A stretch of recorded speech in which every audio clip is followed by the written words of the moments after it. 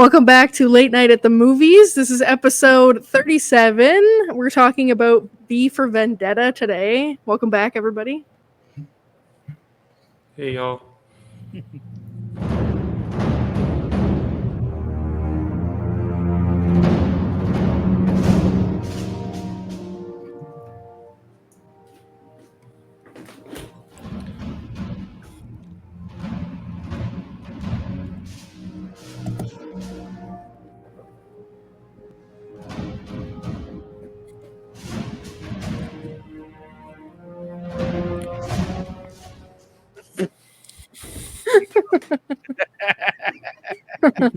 Trying to do the V.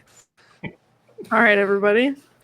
I guess, if you're familiar with the show or the channel, you already know who we all are. But for those of you that might not know it or just stumbling upon this happenstance, my name is Julie. These are my co-hosts. This is Nico, Max, and JT. We all watched the movie. Some of us also read the graphic novel as well. I got mine over here. Yeah, that's right. I didn't read it, but I'm holding it. That's all I right. didn't have an audio book. I was looking, bro. Oh, that would have been good for you. Yeah. Anyway, so today we're talking about this because this is one of my favorite movies. So this was my suggestion for this episode. So just like a little bit about the movie, it came out in 2005. I can remember the first time I saw it actually. At the time it was, I probably saw it in 2006. We had I don't even know what it's like, a Kodi box, like an older version of whatever those Android streaming boxes are. Yeah. We had one of those, and it was just on one of those fucking channels that was playing new release movies all fucking day, like the same movie, all one channel. And it was one of the ones that was on at that time. So it was playing all day for several weeks. So I would have happened upon it at that time. So I would have been, 14 years old the first time I saw it. Okay. The guy who directed this was his directorial debut, which I think is kind of impressive.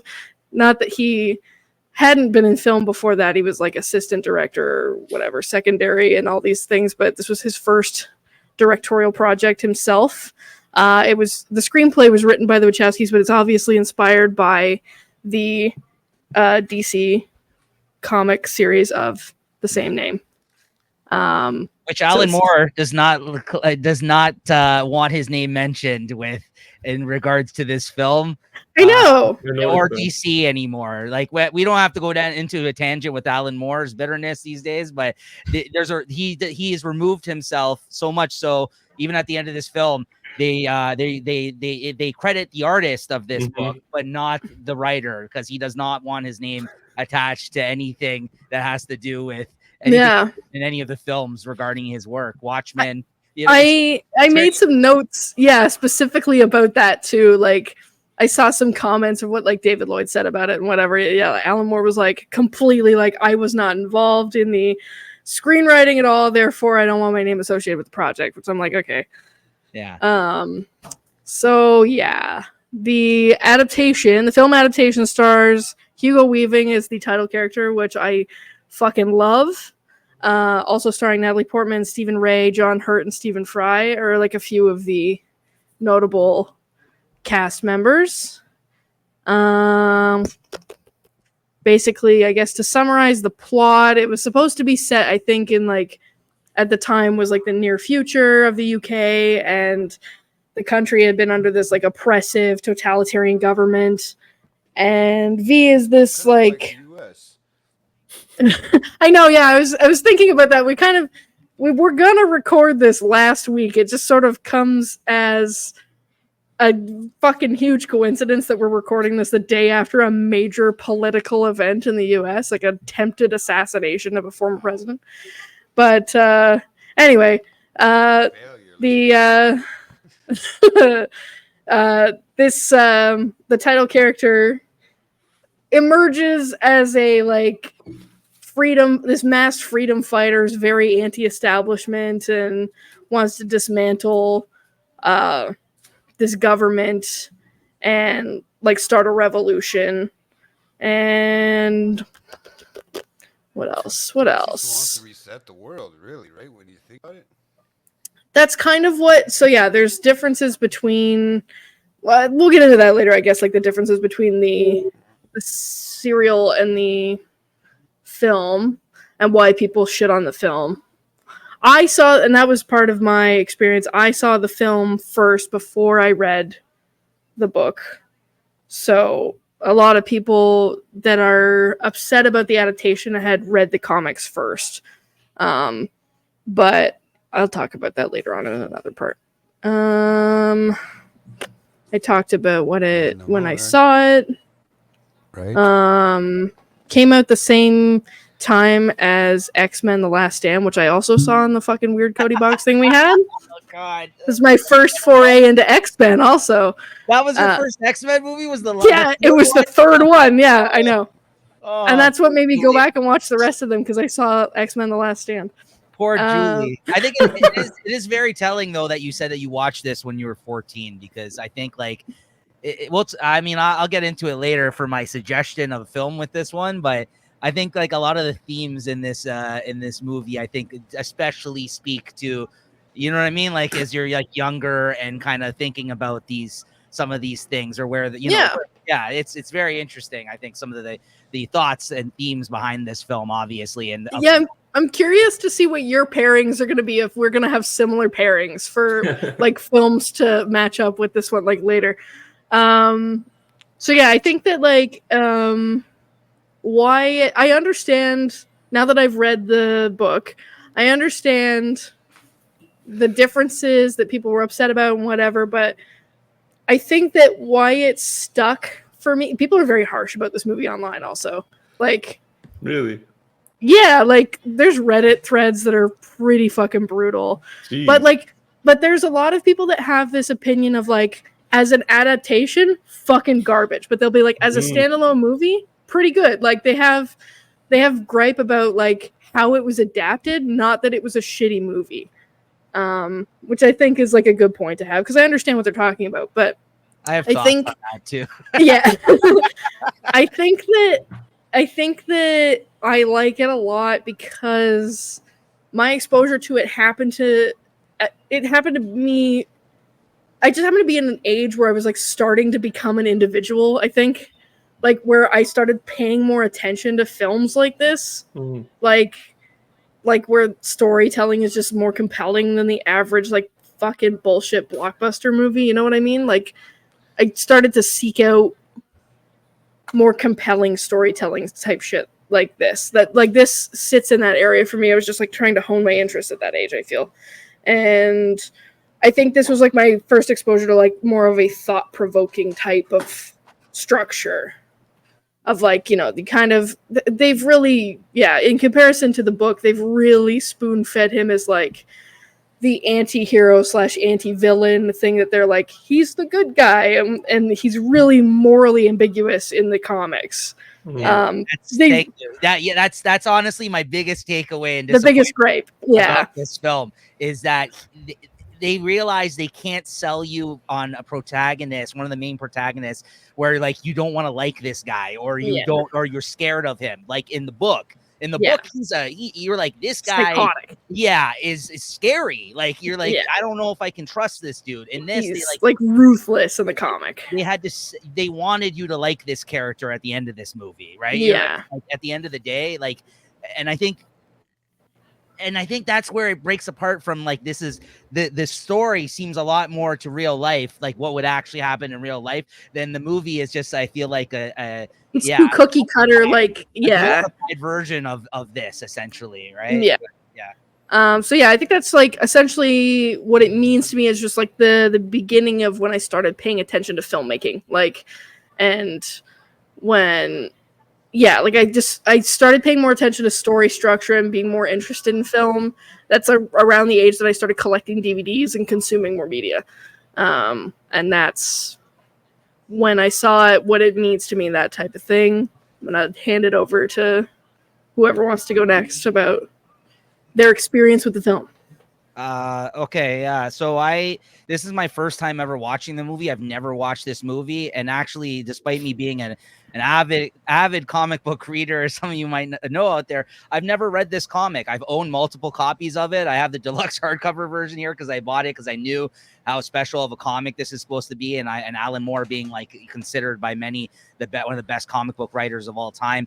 I've never read it. It's one of those books I've had in my library where you're like, yeah, one day, and you always kind of want to leave a few things for yourself that you want to be able to experience and take your time with it and not rush into it. And actually, as Jay knows, I know there's shows you don't want to finish because you never want it to end. I right? carried 400 pounds of fucking comics, okay? So I know this guy reads. I can't believe you didn't read that one. No, I've owned it. I've owned multiple copies. I gave these guys copies because I've had multiple copies of this is Nico's copy right here. Yeah, I bought a Max a copy. Yeah. And I I thought that I'm glad. I guess only want to get that M&M one back, eh? Yeah, one of these days. So I'm glad that we were actually able to watch this movie and I had an excuse finally to actually read this book because I just want to get this out of the way.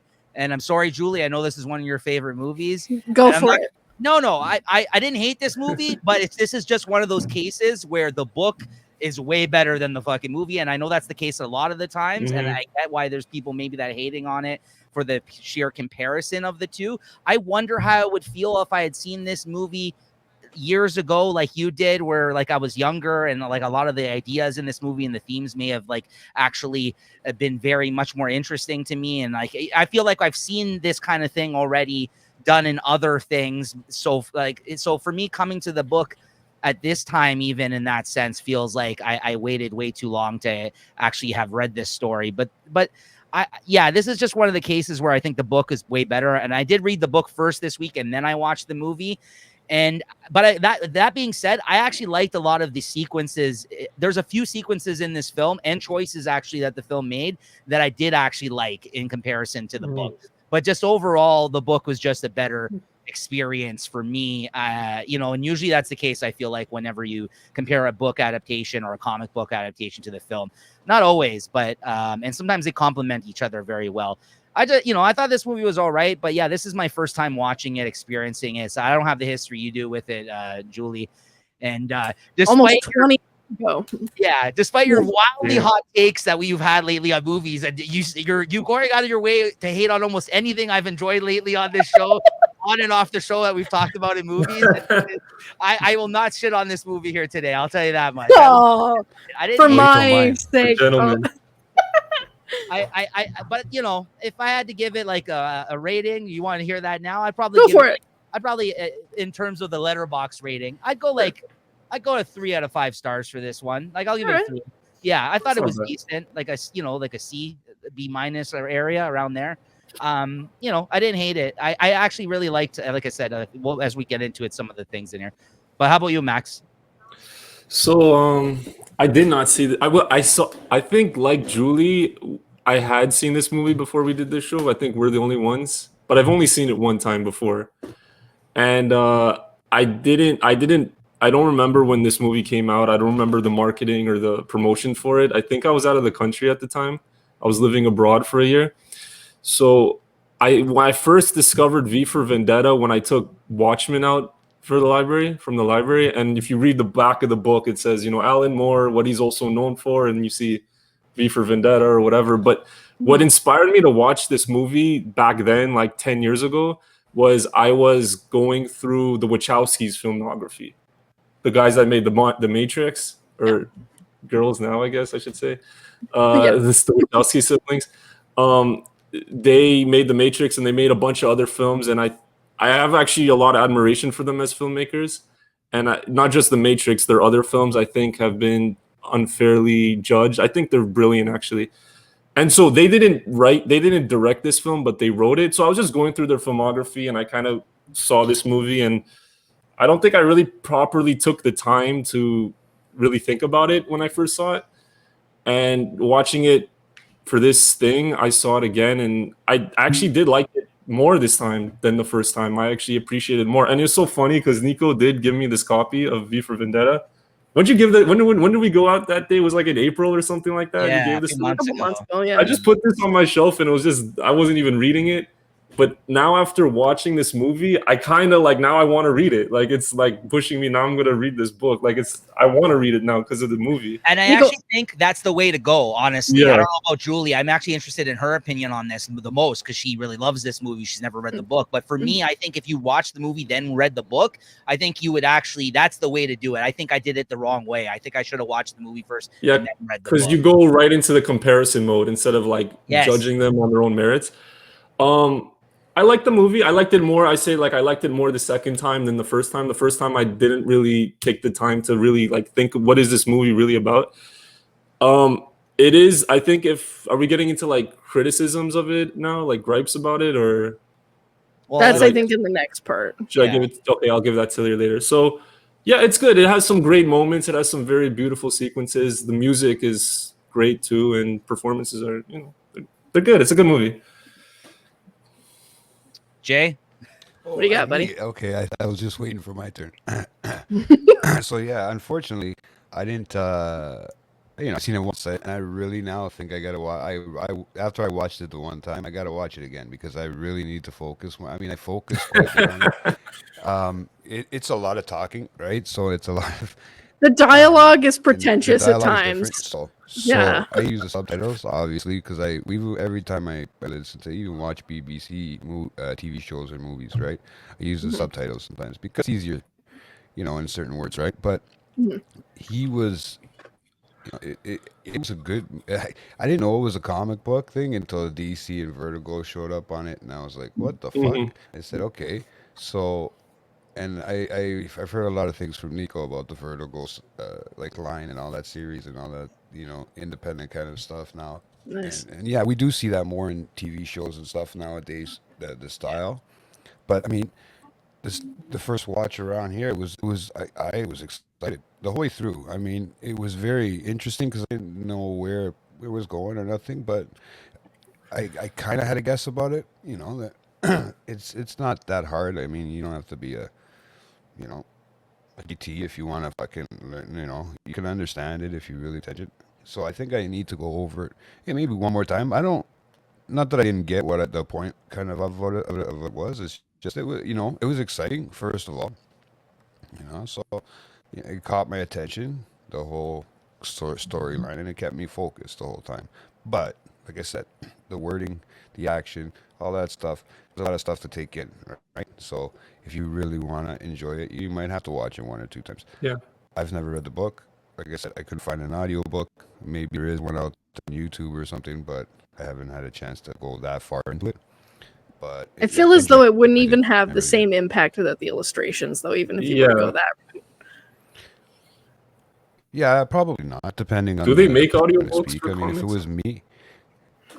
I don't know if they do for comics. Some of them. For everything really? else. That's interesting. Listening to The Art of War. I was just listening to The Art of War, man. So don't even get me started. I'm going that way now, buddy. The Art of War by Sun Tzu, but that's not a comic. Yeah. But I know. But I think he's just speaking to his interest in audiobooks. Oh. Yeah. Well, I just thought I'd listen, right? I've heard good things, and I've heard really good things about the book, period. But I thought I'd just listen, right? So, I'm trying in a way.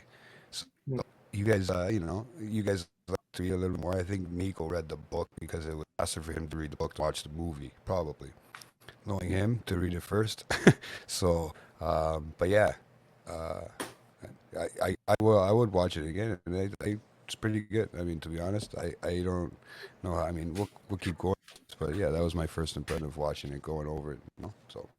Yeah, even though I've seen the film twice, I even would like to watch this movie 1 or 2 more times. I just think there's just a lot in there, and you can miss some things, and I just want to see.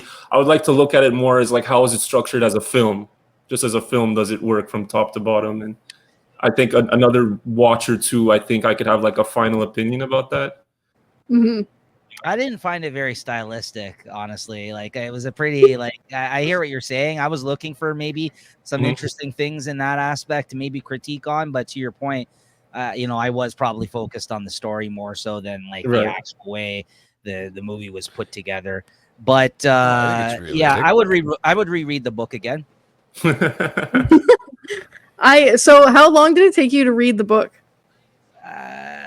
Honestly, probably, I think I read it in a day. Whoa. Are you fucking serious? You sat down and read the Speed whole thing in a reader. day? No, well, hours wise, definitely, but it took me probably 2 days to read it because Oh, I see. I think I read the first half and then I read the second half the next day because there's 12 I issues, 12 yeah. oversized issues in it. So I probably read. No, actually, that's so I think I read about 4 or 5 issues the first day, and then the next day I probably read the rest of the book in one sitting. It took me I read it over the course of 3 days. I finished it today at 4:00, but it's broken up in this copy. It's broken up into 3 books. So I read 1 book per day. Mm. And I finished it at 4:00 and then I watched the movie again. But then I think that having done it in the reverse order, like just having seen the movie first and then read the book second, I found that I was more like, and then like having rewatched the movie. So I was like, okay, I just finished it today, so it was still fresh in my brain. And then watching the movie and seeing all of like the cinematography nods to the way that the books are structured, I had like a better appreciation for, because I was like, oh, this is like a nod to how they structured the comics. So I think I was like on maybe a more like appreciative standpoint on that. And like many of the time, directors and stuff use comic book artists to do their storyboards. Famously, the Wachowskis had a lot of great comic book artists do the storyboards for The Matrix. Artists I'm huge fans of that have worked with them on many of their films. And that's what I was actually most interested to learn about this film, is I didn't know that the Wachowskis wrote the screenplay for this movie. And it's interesting because, of course, you see them pairing up with Hugo Weaving again, who's the agent Smith in the Matrix movies. So that was really interesting, and I think that was like perfect casting for that character because of the fancy talk that he does in this film, as it's called in this film. His pronunciation is so good, obviously, as that character, even as Agent Smith in Matrix, that I think that they really got someone, well, if you weren't going to see his face and it was just going to be him talking underneath there, like that they really cast somebody really good, I felt like, for that part. And yeah, so that makes sense, Julie, about how like they obviously took like some of the sequences from the book and translated that to film, right? I mean, because that's what basically the artists, when they do comics, are essentially. They have to picture it from the lens of like, like the same that a filmographer or whatever would sorry, cinematographer, sorry. Yeah. The other thing that I thought, this is about the comic, but like that I thought was interesting, that I read, I think there's a section like before it that's just like a little bit about the artist and a little bit about the writer and whatever, and there's a part at the end too, it was just like extra like storyboard bits they didn't use, whatever. There was like a lot of like biographical stuff at the beginning and end of the book, and there was a part in there, I forget where it is, but there's a part in there that mentioned that even when they were making the character and like building the universe that this exists in, that Alan Moore went in sort of a different direction writing wise and eliminated the use of like sound effect panels and like a lot of the captioning when he was making it, which kind of is like, I guess, I haven't consumed a lot of comic book material, but like I didn't even notice that until I read that, and I was like, oh yeah, that's kind of like steers away from the standard like comic book formatting of like fight scenes, removing like the sort of like zany comic book style like sound effect panels. I hadn't even thought about it until that. Just kind of an interesting thing about the book, I guess. Yeah, I mean, since we're talking about the book now, and then I guess we can move on to the movie. I can just make my thoughts quick on the book comparison, because I know not everyone here read it. So, did you like the book though? First off, did you really like the book, Julie? I know that you did. But... I think that like I'm thinking about it from the perspective of like people that were mad about the adaptation. I'm like, I understand it. I'm like, because basically the whole reason it sounds like Alan Moore was mad, he wasn't involved in the writing process of the movie at all, and I understand that. But David Lloyd was like, he wouldn't have liked it no matter what they did. Like, don't worry about him, because he liked it. But he was also like, if they were to go with what they would have had to do a frame for frame adaptation, like a panel for panel adaptation, and it would have been 3 movies. Was there his script in your paperback? Was any of Alan Moore's script in your copy? Because sometimes in these collections they have his scripts, and his scripts out of comic book writers, he's known to have the tightest scripts like in the business. Like he literally tells What does the that mean? artist what. Like, what do you mean? Lots of detail. Yeah, so basically, when not to get into it too much, when a writer writes a script for an artist when they're doing a comic book, I can't read his fucking writing, dude. Yeah. So they write out a script, JT, and they basically tell them like what they want the panels or the pages to convey. When they give it to the illustrator. Yeah. So basically, Alan Moore, there's some writers in comics that are very loose with their script. They're like, yeah, I want you to do something like this on this page, and this next one, I want you doing something like this. And most artists, they prefer that because the artist has to have their stamp on this stuff too, you know what I mean, and make choices as an artist, and they don't like to be like told what to do in every Put in so much of a thing. box. Right. But sometimes the writers, they have this thing in their head. So they're like, I need it like this. This is what I want. Yeah. You can't you know what I mean? So like directors, like certain directors are very meticulous, right? Like it's the same shit, right? Like David Fincher or something like that, right? Mm-hmm. What's that, Jay?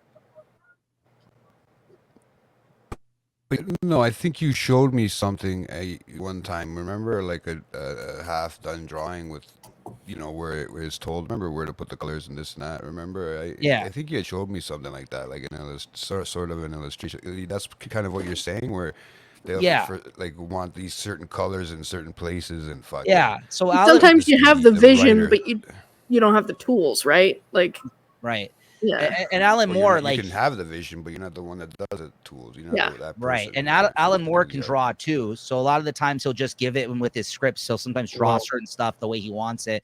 So yeah, his scripts are just very tight. Like this panel, I want this. This panel, I want that. This one, and it doesn't really leave a lot of room for the artist to kind of make like artistic choices in that regard. So like that's interesting too. Like, and I get why he said that about him being, if he was going to be involved in this film, that is how it would be. He'd be like, I don't like this, I don't like that, I want it to be like this, and it would have been a nightmare for the director, right? Right. That's the director's job, right? And it was like his first fucking directing movie. So yeah, that would have been a nightmare for him. I feel. I don't think he would have liked the film adaptation no matter what, because it counters his philosophy about what his comic books are. Like when he makes these books. And I'm only mostly from Watchmen because I've read it a couple of times. Even if I read V for Vendetta, I would have to read it 2 or 3 times to fully get it. But he says that he writes these comics to exist as a comics form to highlight what comics can do that no other medium can do. So a film adaptation is kind of like pointless almost. That's, I think, how he sees it. And he sold the rights for a lot of these books because he thought that, there's actually a really funny interview on YouTube of him. He thought that they would never make these movies, and then they ended up making them. And so he kind of got mad at them, even though it was kind of his own fault that they did that, right? Like they made these films. Well, DC screwed him with Watchmen because he never thought that there would be a such thing as the trade paperback. So when comics were being made, he didn't care about his rights with DC because he said he never there was something in the contract essentially that he didn't know, obviously, at that point in time, that trade paperbacks were going to be the way of the future and that DC was going to be able to reprint this material. So in his head, he's like, yeah, that's out there already. There's nothing they can do about that. If they bought the issues, that's it. But what happened was they started making trade paperbacks, which weren't popularized at the time. Like they weren't a thing in the book market at the time of Watchmen. Then when Watchmen was a huge hit, guess what they did? They started making collected editions of Watchmen. And when he, in his contract, it said if Watchmen ever went out of print, which technically would be when the series would be over because all the issues would be out, the rights would revert back to him. So DC, knowing this, screwed him, and the rights never got reverted back to him. Yeah. Get a better lawyer next time, Alan, bro. Right? That's loose terms. Yeah. His relationship with DC has been rocky ever since this. So that's why I remove my name from anything. Even there's collections that are printed now with both Marvel and DC, they have to put the original writer on them. They can't even put Alan Moore's name because he's like, remove my name from that. And he doesn't take royalties from a lot of this shit. It's crazy. His I don't know, like, yeah, his morals are a little, I don't know. I can't get. I get his stance though, because he's very serious about his art. He's like bro. the pantheon of comic book writers. He's like what Kubrick is to films, to comic books. Like like you just said, like the scripts, how detailed they are and stuff. And if you read the paperback of Watchmen, they have those scripts in there, included in there. Some of them, not all of them, of course. And it's just interesting to read them and then compare them to like what the final product turned out. It's really fascinating, actually. So, Julie, what was your favorite part of the book, though? Like in terms of like comparison to the film, was there any part that you liked the most? When I think about, I want to say it's in book 3, how it's segmented out in my copy. And this is it's gonna translate to my favorite part of the film also, but it's how they've paneled out the sequence with the dominoes. I really liked that because I was like, oh, I know exactly which part of the movie this is. Even though it's like the cutting between is like a different part of the story, I think. But they did it like it felt like I was reading a breakdown, like a storyboard breakdown of the movie, which I liked. I think that part I liked most.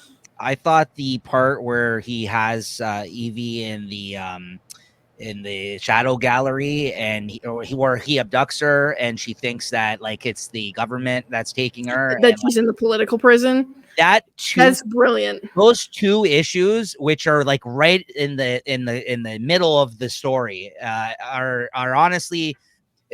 That was my favorite 2 issues of the whole collection. Was the one issue where they tell the story of that woman who's in That's a great cell next to him, yeah. and the issue where that resolves directly after with him revealing what had happened and how it spirals out from there. And as soon as that happened, I'm like, this guy is evil. Like I was like, that is like, I get why he did it, but I was like, that's so sadistic that he did that. I was just like, and then like I looked at him like completely different the rest of the book, and he kept doing worse and worse things throughout the book. Honestly, like questionable. His motives were very questionable after that. Like, and like Julie had mentioned, like that was the biggest difference. The book between the book and it's very clear in the book that he's a bad person. Like very clear. Like you're like, yes, it's, but I will say the ending of the book is completely different than the movie, and that is the biggest travesty to me out of everything. And that is exactly where they put up the love interest type of thing with her and him and Natalie Portman, and the glorification of what he did at the end of that movie. Because in the book, I'll tell you right now, guys, it's different. Natalie Portman actually dresses up as him and kind of goes to the rooftop and kind of speaks to the people and stuff in the book. And he gets killed. He like lives on through her, right. Basically. That's right. Which in the movie they did it with like all the people dressed up, which I thought was actually really cool. I do like the choice that they made to change it, but at the same time, like I like the simplicity of how he got killed in the book. In the book, he got killed by the cop. In the movie, that was investigating him the whole time. Yeah, and the cop in the book he gets killed by Finch. Yeah. So and it's just like a stray shot. And he thinks he's like the boogeyman. Like he doesn't think he kills him at first. Like, and he just disappears. And he's like, did I get him? Like, did I kill him? And then all of a sudden you get that whole scene that you see from the movie of him across the walls, like the blood, you see a blood trail. Yeah. And he sees that. He's like, he's human. He's like, I got him. Right. Like, and then he like celebrates, like shooting him. Like he's like, and he's tripping balls at the time. He takes in the book. They removed this whole segment where he's on acid at Lark Hill. Love that part. Love that part. I thought that was a brutal thing that they missed out an opportunity on also for the movie. I was like, man, I would have loved to see Finch fucked up on acid exploring Lark Hill and then thinking that he killed V. Yeah. And so like their decision to remove that from the film, I was like, it feels like a missed opportunity a little bit. But I understand why they did what they did. Yes, because they really went with this more like palatable version of course. Mm. the character, and like Creedy's a piece of shit and you want Creedy to be the asshole. Like, I understand the way that they went with it. Yeah. But yeah, I forgot about that they totally went with a different an entirely different end to the character at the end of that book. And then yeah, like they sort of give this half-assed sense of resolve at the end of the movie in comparison to the end of the book, because it's like, oh, he's still out there technically because he's somebody else Yeah. now. And then the whole idea of like him, which I think the movie gets a little bit too, is it doesn't matter who's under the mask. It's the idea of this person that's going to strike this, how people like, you know what I mean? Like rise against the government, and like, you know what I mean? Like the idea that there's somebody out there that's a representation of like the anarchy kind of like angle of the whole film, which I think the film gets, but it doesn't explain it as well as I thought the book did. But I think it was a little bit more elegant, I think, the way he went out in the book in comparison to the movie. But the movie was very cinematic the way he went out at the end with the train and like him strapped to it and everything. But it was in the book too. It was a little bit more like thought out, a little bit more explanation to it. It was like, give me the Viking funeral. Like there was a lot more dialogue to that part that they were missing in the movie. So that part I was like, they could have done that. But yeah. And also Evie was Evie was trying to be that was another thing I don't think the film got right. Evie, she was out she was trying to like become a prostitute or something. She was a 16-year-old hooker in the book, and she was a fully fledged PA at a TV station as in the movie. Right. Which I liked. I'm glad that they did that. Well, they kind of gave it an explanation. That little tutu thing or what? Yeah, she has a dress on. Yeah. That's like a shot-for-shot thing from the book. That's a shot. That's like a frame-for-frame pull from the book. Yeah, for sure. I'm glad that they didn't make her a 16-year-old hooker in the movie. That would not have been well. That's like, very much an Alan Moore thing, though. Like he has, like, for whatever reason, in every book he's done, he's got some sort of scene of rape or like almost somebody getting raped. This has been a criticism about his writing, actually, and like sort of in themes like that. Like this, there's a lot of racism in the book too, but there also is elements of like they dumbed that down for the movie to like avoid controversy. Yeah, I think the main thing in the movie was just to say that they were against that woman because she was a lesbian, which is like in the book as well. But and there's Stephen a lot of Fry because he's gay. Right. That's right. Yeah. In the book, they're very much like, we hate anybody who's not white. We hate anybody who has a different religion than like the standard Christianity. We hate everybody who's like anybody who wasn't a fucking wasp. They were like, nah. Yeah. They wanted to have them killed. Yeah. So there was a lot more of, I guess that was the thing, like people were griping about online a lot. It was like, oh, they really like tailored this to fit like post 9/11 American storytelling. Facts. And in the book, it was he was definitely more of a complete political anarchist in the book, where he was just kind of like a super extremist left wing in the movie. That's kind of the vibe that Reddit's throwing out. I wonder if they would have the balls though, like today, like, because that just, again, thematically, I think a lot of it's still super relevant today. Like if they would actually, because this movie, if it was less Hollywoodized, let's say, like in terms of it being a blockbuster, I wonder if they would have really, I think if they really leaned into the material a bit more and made it as dark as the graphic novel is, like some of the themes in this film, it would have been, for me, like 10 times better. I think they just kind of shied away, but I get it. Like you said, I get the choices they made. I get why they tried to have this whole thing between him and Natalie Portman at the end. They didn't want you to hate the guy because he's one of the main protagonists, which is tough in a film, right? But there's films like that where they totally lean into it, and at the end you're like, oh, this guy's not a good guy. Like you're like, this guy, these guys, like, Wolf of Wall Street. You're like, wow, these guys are degenerates. I should not be glorifying, even though the film is glorifying them doing drugs for 2 hours. And at the end of it, you're like, yeah, maybe these guys are a great guy. They could have. I think that like they could get away with that today, because there's films like that where they just like, that's the twist you're not expecting, and that's what makes people go, holy shit, that was great writing. Like that, like for you to be rooting for the guy that actually is the asshole the whole time, like that that can go very well in filmmaking, but it has to be done right. So maybe that was just, could have been too difficult of a task. Yeah. They also had, time limitations. If they had gone into the in-depth storytelling of every fucking backstory character that there was in the comics, God, there would have been, there's no way they would have been able to fit it all in one movie. But there is an element of that is obviously missing from the film adaptation. It's like, oh, there is like a whole like spider web of like intricacies and how these people are all involved with each other that they just don't really expand on at all in the movie.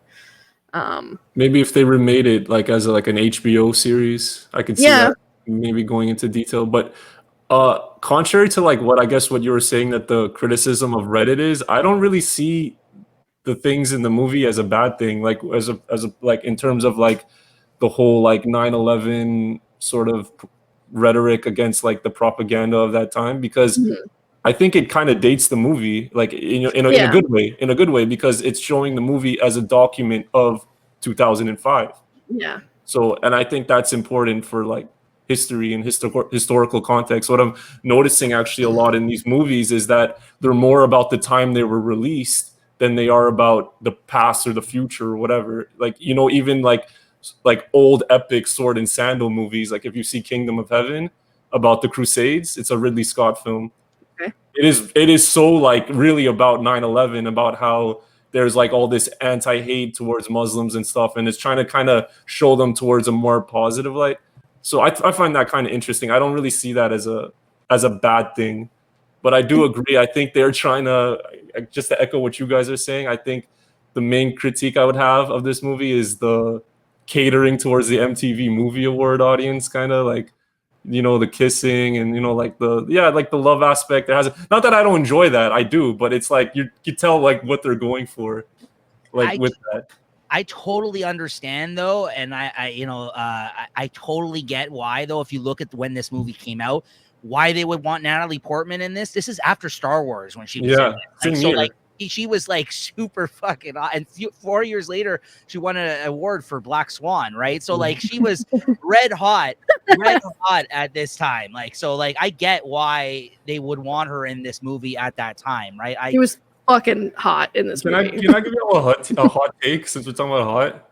I don't love her, if that's what your take is, because I like Natalie Portman. I do like her, but I find it very jarring when they cast, like, I'm probably alone on this island, when they cast Americans to play Brits and when they cast Brits to play Americans, because if you know where they're from, like what they couldn't have gotten like Keira Knightley, I had to watch Natalie Portman in a British accent for like 2 hours. It just seems so fake, like for like, even though she did a good job, I liked what she did. I just was like, oh, like, couldn't they have gotten an actual? Everyone else in the movie is British. Why'd they get Natalie Portman to do a British accent for 2 hours? Like, something else that bugged me about, again, this is the comic, but like the way that they wrote out the pronunciation of the Scottish guys drove me insane. Oh, what's that called? shit. Yeah, I know what you're talking. I forget what the word is for what they're saying. Like they just wrote out the dialect of how it's pronounced. Yeah. Some of it I was like, what the fuck is this guy saying? But then I'm like, okay, if I actually sound it out, it's supposed to sound like a really thick Scottish accent. I understand it, but it made it so hard to read some part of it. But anyway, that's completely unrelated. Isn't it phonetics or phonetic? Yeah, phonetically written out. Exactly. Yeah, some comic writers like to do that, and sometimes they do it well, and when you're reading it, it actually comes off like you're sounding like that, but others, it's very difficult to follow. Yeah, I just found you having to switch from like everybody else is British, and I'm like, all right, and then you're switching to like there's one Scottish guy, and I'm like, what the fuck? Like having to switch gears. But anyway, I know that Dietrich is a completely different character versus the book and the film, but I like what they did to Dietrich. Stephen Fry's character, I really like the adaptation version of him. Yeah, in the book they put the sword through the door, right? Yeah, it's the house. Yeah. The guys come there and they he's a small time like criminal. He has like a romantic relationship with her, and in the movie they're like actually he's gay, but he's trying to make it the optics of like he has this young woman over because he's supposed to be this famous TV personality. And actually, he's been a closeted gay. And he embarrasses the chancellor on the TV That's show. a great segment from the fucking film. It is actually. That's again something that wasn't present in the book. I really liked that. Yeah. I liked that part a lot. And they also, I found that they tried to make him. He is kind of like a romantic a little bit, as like in the like dramatic sense and flourishy things that he does in the book, but they really romanticized him a lot more in the movie. He's like way more merciless in the comics, and but yeah, I guess you can understand why they went that way. They're catering to a particular blockbuster kind of audience. They have to do that, I guess. And then a couple of the bits of dialogue were kind of cringy in the way they were delivered. That I didn't like, but that was kind of my summary of the things I didn't love. Like that bit where he's like, Finch is looking at the window at the sunrise and he's talking to no one, but he says out loud, "Tonight's the big night, buddy," or whatever the fuck he says. He's like, "Are you ready for it? Are we ready for it?" That part was fucking terrible. I hated that. And then the part where they're up on the roof at the very end, and he asks Evie, who was he? And then she gives the fucking really dramatic, "He was everyone's." I didn't love the way that was delivered. It was cringe. Yeah. But the idea of it, I'm like, yeah, okay, it's really being spoon-fed, and I get it. But like, it was just the way she said it that I was like, this was laying it on too thick. Yeah, definitely. What was the evil broadcaster's name? Like the evil Prothero. Louis Prothero, like the voice of London. Piers Morgan vibes, kind of like, I don't know. Kinda. That's a part of the fucking movie that I find really funny too. That guy is just like a narcissist. That he's like, he has like 19 TVs in his shower. Yeah. He's just watching himself perform what he just did on. That's a really funny part of the movie that's not in the book. 3 screens in the shower. Yeah, and he's. Yeah, just like a fucking... Yeah, he's yelling at his production assistant on the phone about his nose looks like Big Ben. Yeah, that was funny. Yeah, I don't know. That kind of speaks to all of the things that I... Like, the changes that I liked that they did. Mm-hmm. I think, my favorite part of the movie, which you brought up a good point, though, Nico. I'm changing my fucking stance about my favorite part of the book. That was great. That part was really good, where she's like being tortured, and that's a really good illustrative part. But yeah, that's like my favorite part of the movie, is where she's supposed to be. She's in like the fake political camp in the Shadow Gallery. Yeah, I get and there's parts of that are frame for frame sort of copied over, which were really good. So like when I read the book, I'm like, oh, nice. They like really took this idea and put it on screen. Best issue of the whole book, in my opinion. I was just like, it just really changed my outlook and really turned a corner for me for the story in that book. I was a little, to be honest, prior to that, I was like a little bored because I felt like I knew where the book was going, and then that happened. I was like, whoa! I'm like, this is. I mean, Alan Moore is just so good at that kind of thing. Like, he basically like. He's like, oh, you think you know this story? Okay, well, here's this like one-shot issue of a fascinating story about like this woman who lived in this. I was like, I don't know where that came from, and then it turned my head sideways when it turned around. You find out it's like everything was fake. I was like, oh my god! I didn't know what to feel after that. I was like, I don't know. My only gripe with that part of the movie is like, there's no way that piece of toilet paper would have fucking survived. I had that in like the unique questions area there on our layout, because I'm like, how the hell did this guy create robots to like do this? I'm like, right in the comic too, it's so wacky. Yeah. Like, all of a sudden you see like a fake mannequin and like a robot guy that's like talking. You're like, yeah, right. This guy has technology to do all this in the subway. Yeah. But the Shadow Gallery is awesome. It's like a Bruce Wayne-esque type of a Batman situation with the Shadow Gallery. Shadow Gallery is way sicker in the comic too. You get to see like if you say that. Yeah, Shadow Gallery is awesome. It's exactly like Batman, right? It is. Yeah. It's like his headquarters. Yeah. I was waiting for that comparison from somebody. It's very Batman like. That's what it feels like. Yeah. Are we all supposed to go around now? And I think we're all supposed to talk about what we like, dislike about the movie, right? How about JT? What does he think? What do I think? I told you. I think the movie was great. There's parts that I didn't like. Favorite I thought scenes that or whatever? could. My favorite scene is the. I like The tutu. that one little part with the fucking dominoes. To be honest with you, no, but I like the part with. But I think maybe, my favorite scene was the all that torturing that they did her as they were putting her, and it's just he took that thing to make her think that she was camp, Yeah. like that same detention, how they did a lot and they shaved their head and all that stuff. That was interesting. I really found that to be really descriptive but I didn't know where it was going. I thought I didn't know had anything to do with him, so I think maybe that was probably one of my favorite scenes for the movie.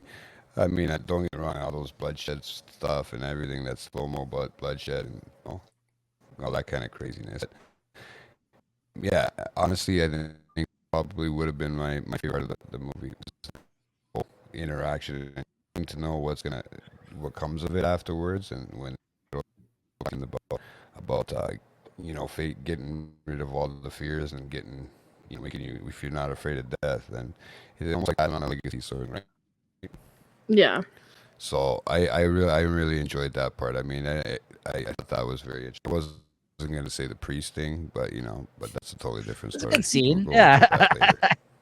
What'd you dislike about it though? Like it's likes and dislikes here. What? Yeah, there's some things you didn't like. Come on, let it fly. You said you thought the movie was It's weird. okay. You're not gonna hurt my feelings. It's all right. Yeah, she's not me. Go ahead.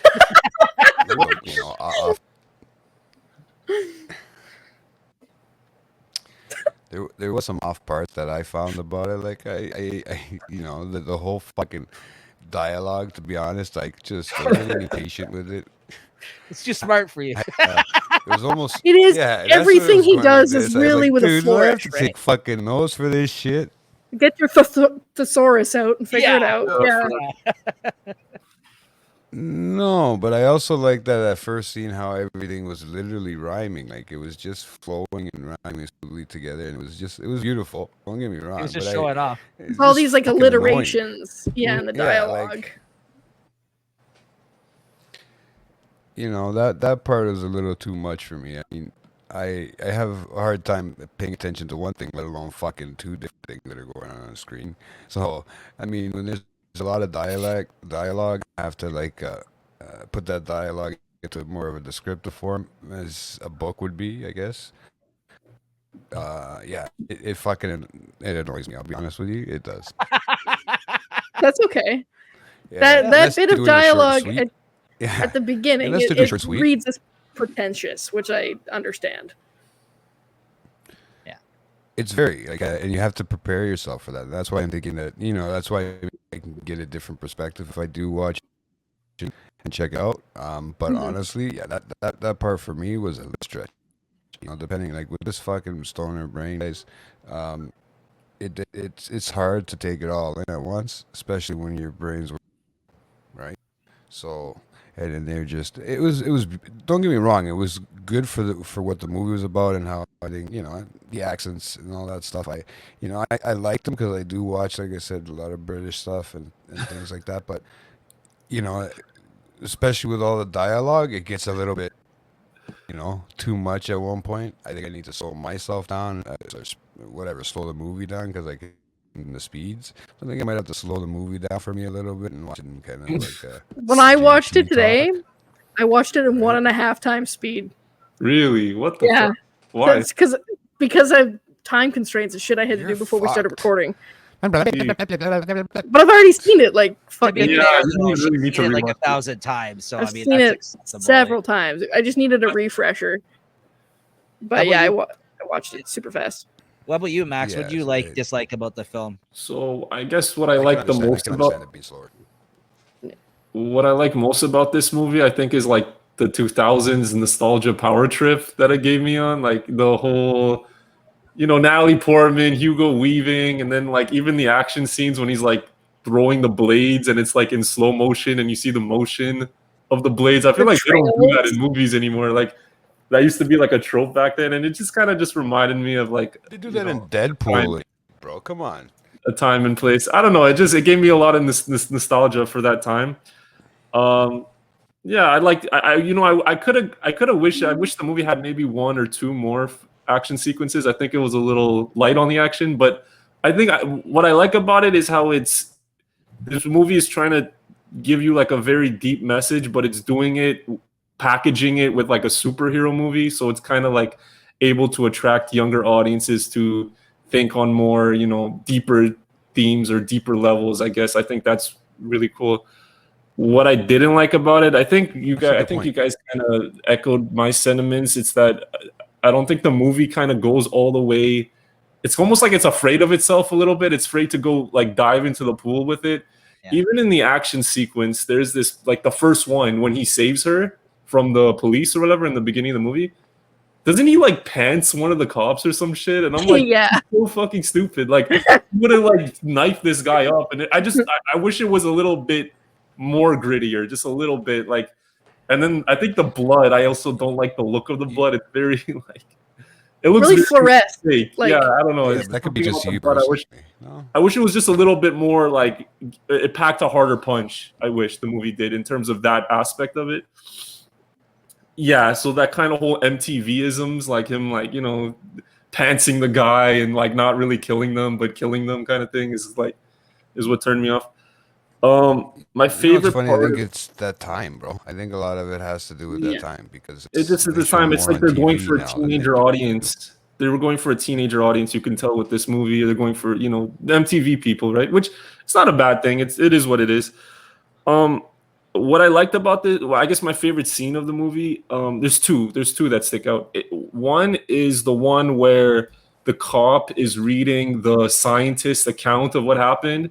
And she shows like her at the camp, at the detention camp, and it's just the whole leading up to the explosion at the lab was just, I think that's really well done and really well told. And even like when you guys were talking about the whole comic book film, like the way it looks. I haven't read the book, but the way it looks, that scene when she sees him, she sees V in the fire, and it shows her face with her eyes lit up in the shadow. You can see like that is I don't know if that's in the book, but it feels like they had like a comic book's perspective in the mind of showing that. The whole thing of him in the fire with his arms up, that's in the book. Yeah, like, that's like that is from the book. Like I'm not talking about her. I'm talking about her face. Her face when it's like in the fire, and you see her in her eyeballs. Like you see him like in the reflection in the fire, and there's this piece of terror that looks like straight out of a book. Like I've read like. So what David Lloyd does in the book is that he does a lot of like full page panels where he kind of does a close up of somebody's this is after this character gets killed in the book, I think, but like so he does a lot of like things like that. Like he'll open up or end the issue with like a scene just in a regular panel, but then he'll do like a close up version of the scene in that panel, and then like you'll get like things like this, what I mean? Wow.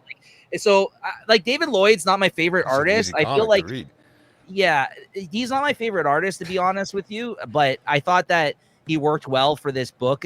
I think like for the subject matter, I think it worked really well in a lot of the scenes, but he's not my favorite artist. But like, but he does a lot of things like this, like full splash pages kind of moments where you're saying like him on the TV, like very iconic kind of shots that you could take comparison to like to the film, essentially, like you're saying about like, I'm pretty sure that woman, like that may have been in the book too. I could just tell like the director for not the whole, I don't think he did it for the whole movie, but you can tell that there are certain moments where he's directing this from this is a comic book point of view. Like he wants to kind of have a bit of comic book imagery in the film, if that makes sense.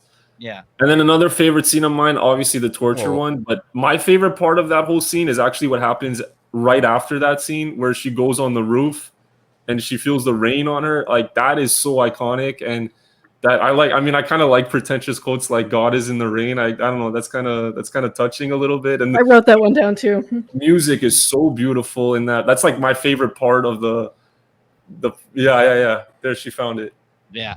But Julie, I was talking about how her face is reacting to the terror. I know. I'm trying to find I don't know if that's in there, but I was just saying like it just looks like it looks straight out of like a panel of a comic book when you see certain shots in the movie. Yeah. And so yeah, when she goes on the roof down and like she that. feels the rain, and the music is just so good. That's my favorite part of the music of the entire film. Like that's my favorite part of its soundtrack, and that's probably number one. That scene. I was gonna say, That yeah, in that particular scene where they do the call back soundtrack and is forth fantastic. between the fire and her in the rain, that's like ripped right from the book too. What did you say, Jay? I didn't hear you.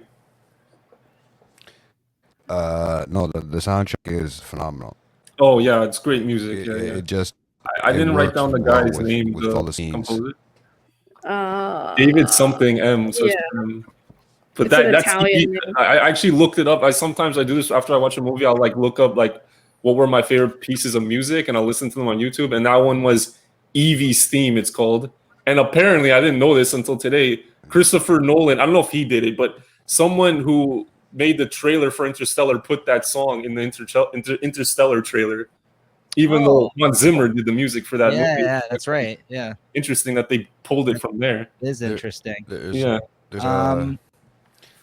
a Crimea River song that like a symphony style song, and then they have a Rolling Stones song at the end, and I like the Indian music that they play in the really credits. worked. I don't know though. That Indian hip hop shit that they play in the credits, and then you hear like Malcolm X's voice or whatever. Like that was kind of hot.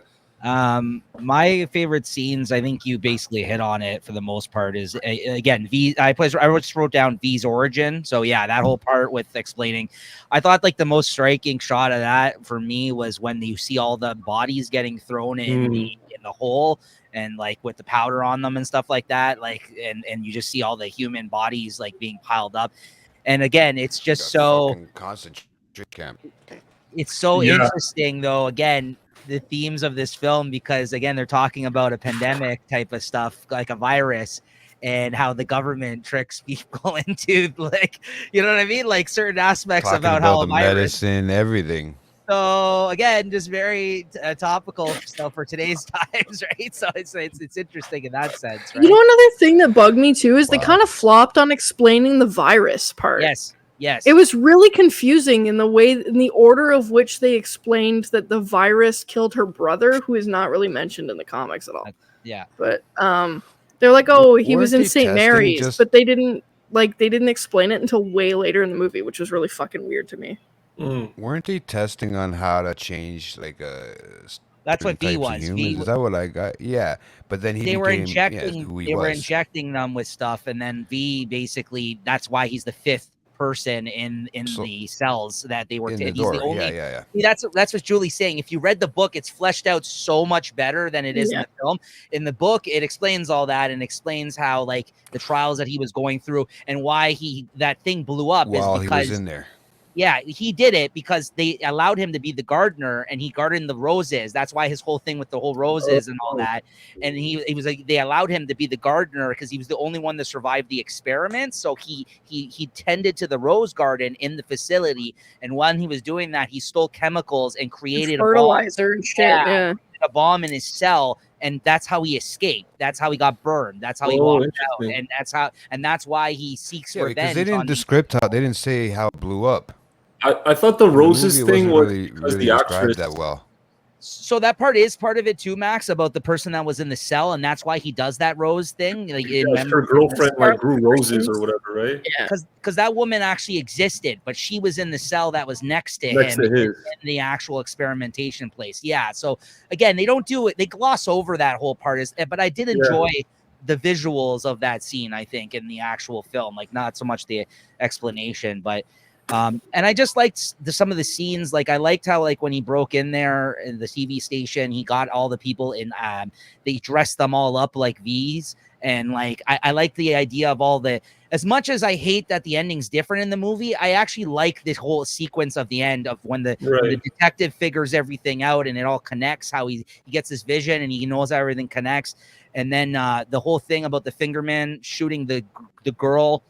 And then like seeing the townspeople, I think the movie did a good job of showing the uprising of people more so than the book did. I actually think like you were able to see that better in the movie about how people get fed up and they'll go and rise up against the government. And like to see all those sequences happen at the end when that guy's explaining everything, which leads right into the dominoes, which leads right into the ending of the film with the parliament blowing up. I thought that actually was all really well done. As much as I, in comparison, hate how they changed the ending, I thought all the sequence of events, the last 15 minutes of the film, really good actually, despite me not loving one ending over the other. It was really good, well done, I thought. So that's probably my other favorite part about the movie, was that whole last like 15 minutes probably of the film.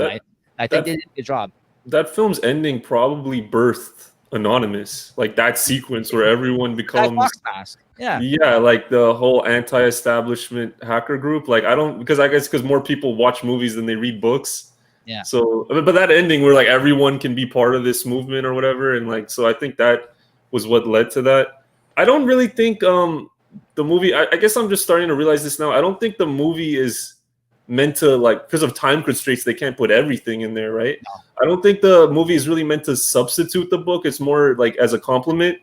Like, here's another thing. If you like Viva Vendetta, like you can read the book and then also watch the movie, which is its own thing. I like that it has a different ending. Like, I haven't read the book, but I like that. I like it's like you're giving two different kinds of works of art that are different but are the same sort of thing, you know? I think the most important part about this movie and the book, and whether or not one did it better than the other, I guess it's all up to you and your opinion, what you took from it, is the message, though. The message of what they're trying to convey. And again, I just think that the book, though, it doesn't steer away from the fact that, like, yeah, this is what this guy, like, I agree with a lot of it, but again, that whole anarchist kind of bit, that doesn't necessarily age well. Like it's really great when you're a teenager, and like, you know what I mean, like, and you know, it does age well, but it also they make him look like to be a good person in this, which he's not. Like, he's doing fucked up things still. Like, you have to understand that to understand that, yes, it's for a better, like, you know, what he's doing is for a better means to an end of where the direction that the world has gone. But, you know, he's not a good person. That's my only thing about, I feel like they illustrate yeah. But Nico, don't they show Isn't that in what the a movie? vigilante is? Yes, but they didn't. Did you take that from this movie? Because the way I looked at this movie was like, this guy's the best guy ever. Like, what he did. Like, yeah, no, I agree. I think it's leaning more. But you can't age it this way to, like, nowadays. You can't bring a movie like that nowadays out, like something that fucking vengeful. Like, I don't think you can, and have a sort of uprising picture and stuff like that in it.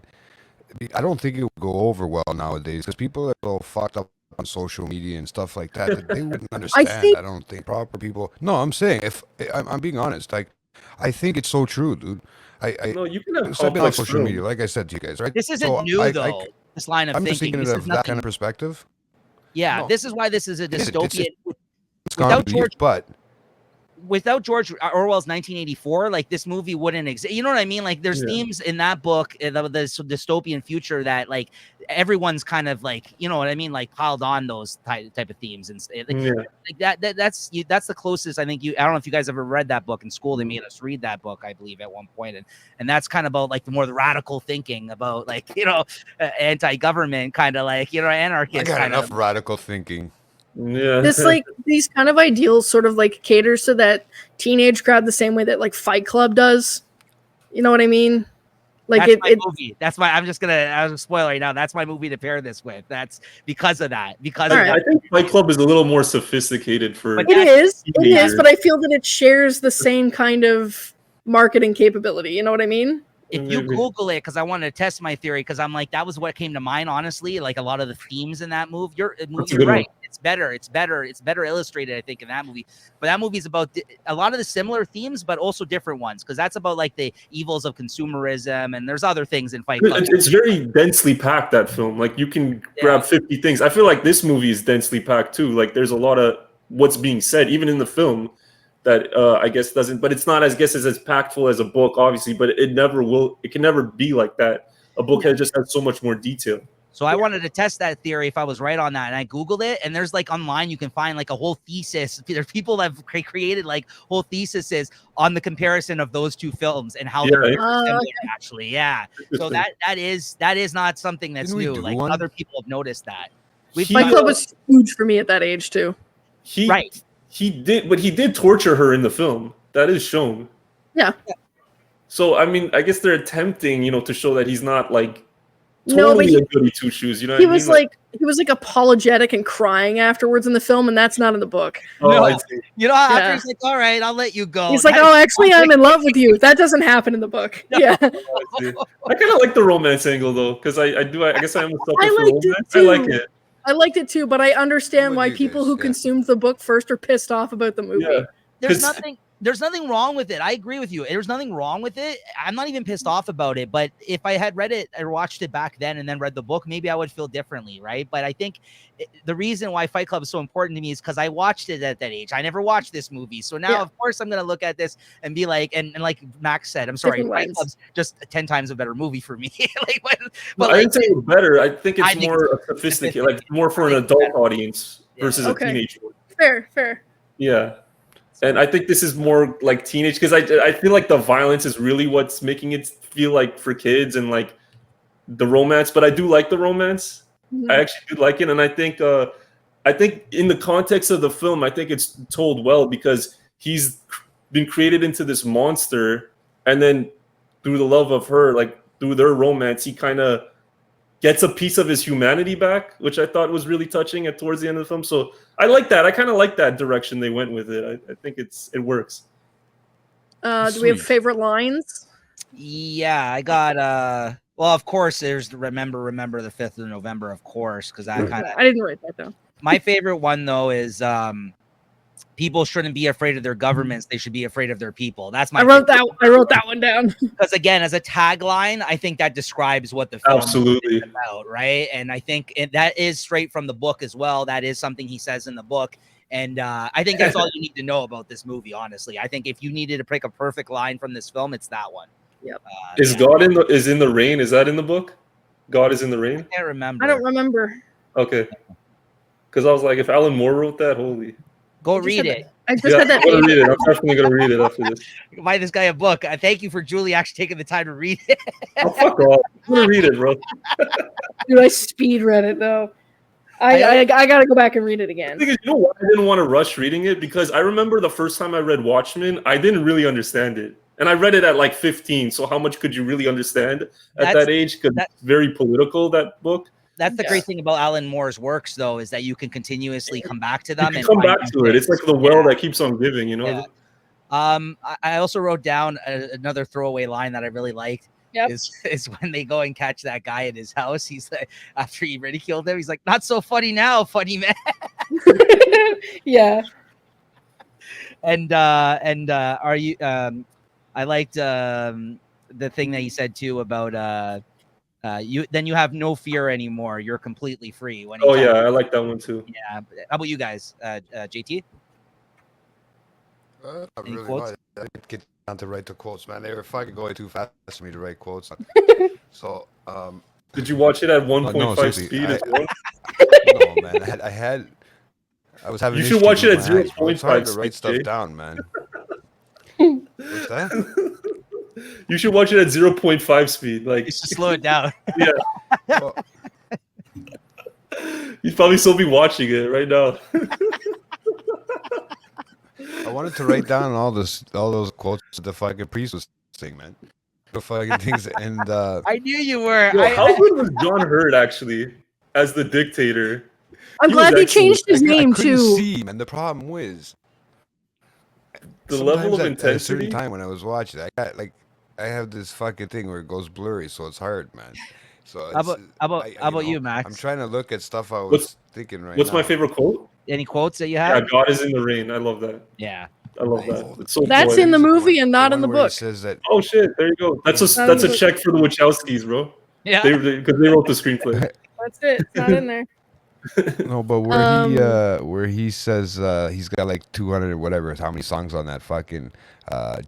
jukebox, 800 and he's never danced to any of them. I don't know. I just like the You're way such he a came fucking out with sap. that. You're the I biggest thought sap that was ever. Get out Oh of here. yeah. fuck off, man. You know You're a what? sap. I like that too, though. You're I a like heartless romantic inside, okay? Yeah, we all are. What do you I've call that? listened to all Hopeless. No, 800 that's of sorry. these songs or 8,000, but I've never danced to them.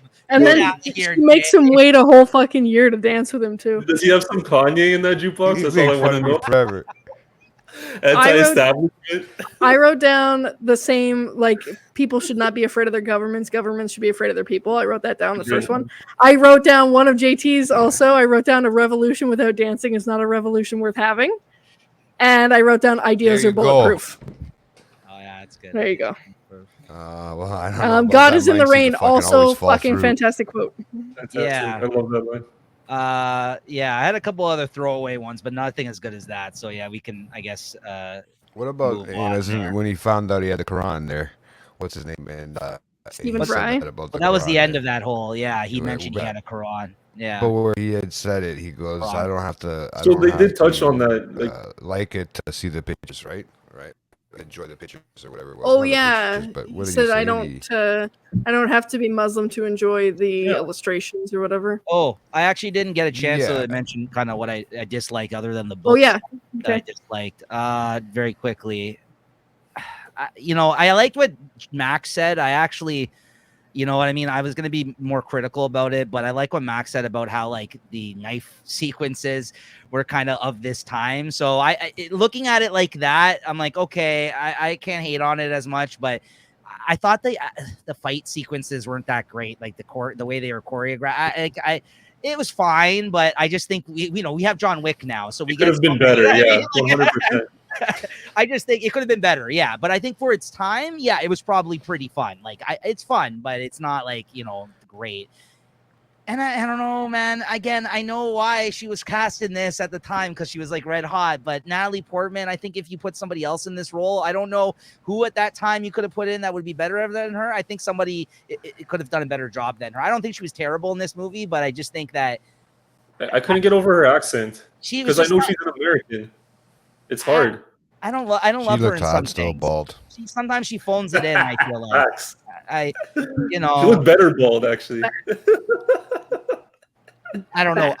Julie, do you like her as an actor? Yeah, very much so. Yeah. See, She's Other good. I than mean, she's not like the best or nothing, but No she's coincidence. Fucking great. she's okay. She's okay. She's not. She's not. I don't know if we're talking about acting ability. I just think she's fucking hot. Oh she well, is. that sure, I guess. I liked her better in Star Wars. Padme.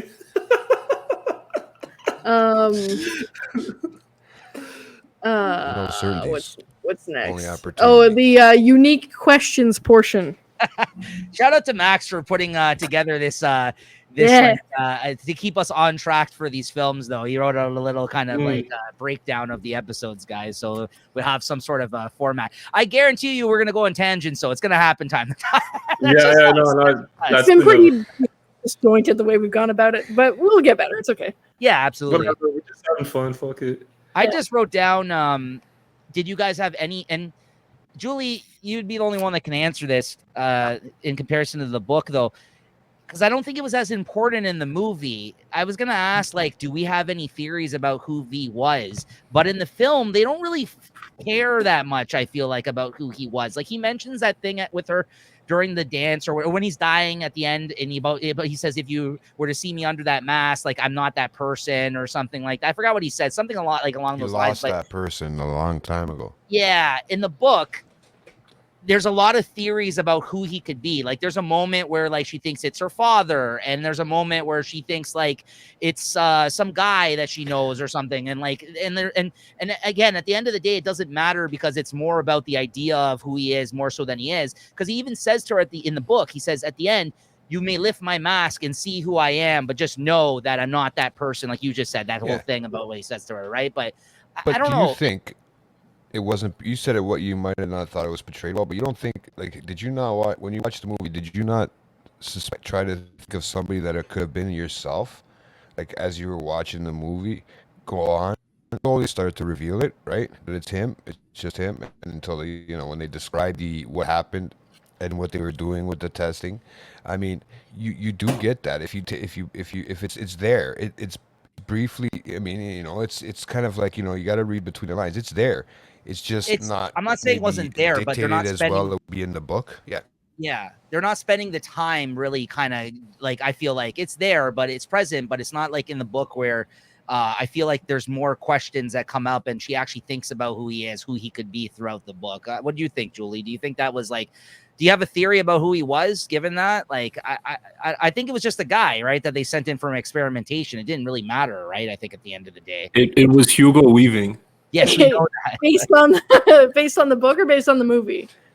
Either. There's a bit in the back of my book that Alan Moore says who it's definitely not. Like, he squashed a bunch of fan theories in the back of it, and they're like, "Oh, it's not Charlie's aunt. It's not this person. It's not that person." But truthfully, they cannot remember who they decided he was when they wrote it.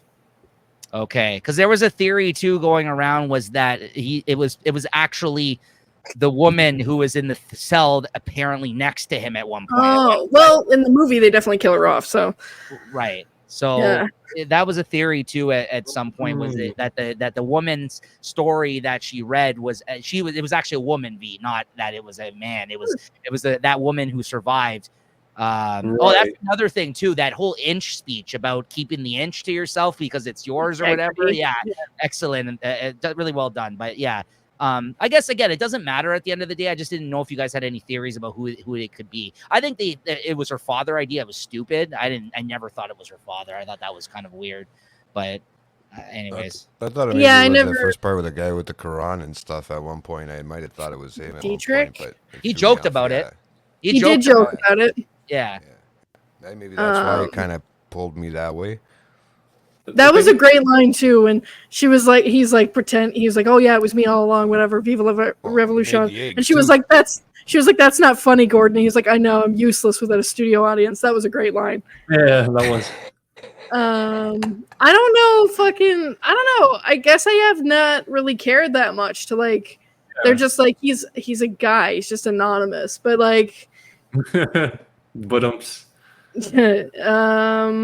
I don't know. Yeah, I didn't really find any like allusion to anything in the book, like that they were trying to like lead you to in one direction or another. Like I don't have any theories necessarily, but I was paying attention on this watch of the movie to see, and like the parts where this is completely unrelated actually, but like parts where he's like it's him pretending to be another person. I was paying attention to like small details of like when he's Rookwood in the movie, which is not really in the book, I don't think. No. I was like the skin and stuff is like textured to look like him, and like when Evie gets kidnapped when she's escaping Dietrich's house right before she gets put into fake political prison. If you look really closely at the eye holes of the fucking mask, it's the burn victim eyes. Yes, I saw that. Yeah, and like he's wearing gloves in every instance that he's pretending to be. Kind of sucks because the comic didn't give that away, and in this movie, if you do look closely, you're watching and pay attention. Yeah, and I think that would suck if you realize that in the moment. And then that whole reveal was totally like, because it was so effective in the book. Like I did not see that coming. I was like, well done, Alan Moore. Because like there's time I read so many comics. There's so many tropes and like things you see coming from a mile away. Same with movies where I just did not see that coming when he told like it was him that was doing that to her the whole time. It's so messed up. So yeah, I don't know. Like I can think of, and I kind of forgot like when I was watching that part when they were like, "Oh, Rookwood." And, you know, they talk to him and it's him pretending to be a dead guy. I was like, oh, yeah, maybe that's like leading you in a direction. But then they're like, no, he just like stole some dead guy's identity to pretend to be somebody else. That was like the only time that I thought, oh, yeah, maybe that's who that was supposed to be. And like that part, Rookwood, Percy, and whatever the fucking other guy's name was supposed to be that they were like looking into. And they were like, oh, these other two guys are dead, but Rookwood's still alive. Those three names are the three names of the people that initially carried out the gunpowder plot. Yes. Like, really allude to that at all. But it was just kind of a cool fucking nod to that. But yeah, that was the only time that I really thought about it, like who he might be. But no, I didn't really come up with any good ideas. The other thing too I had for you guys is like, what do you think like the meaning was behind them seeing like all the dead people under the masks at the end there in the crowd, because there was a lot of people that took their masks off that were people that had already died throughout the film. Flashes. Yeah. Right.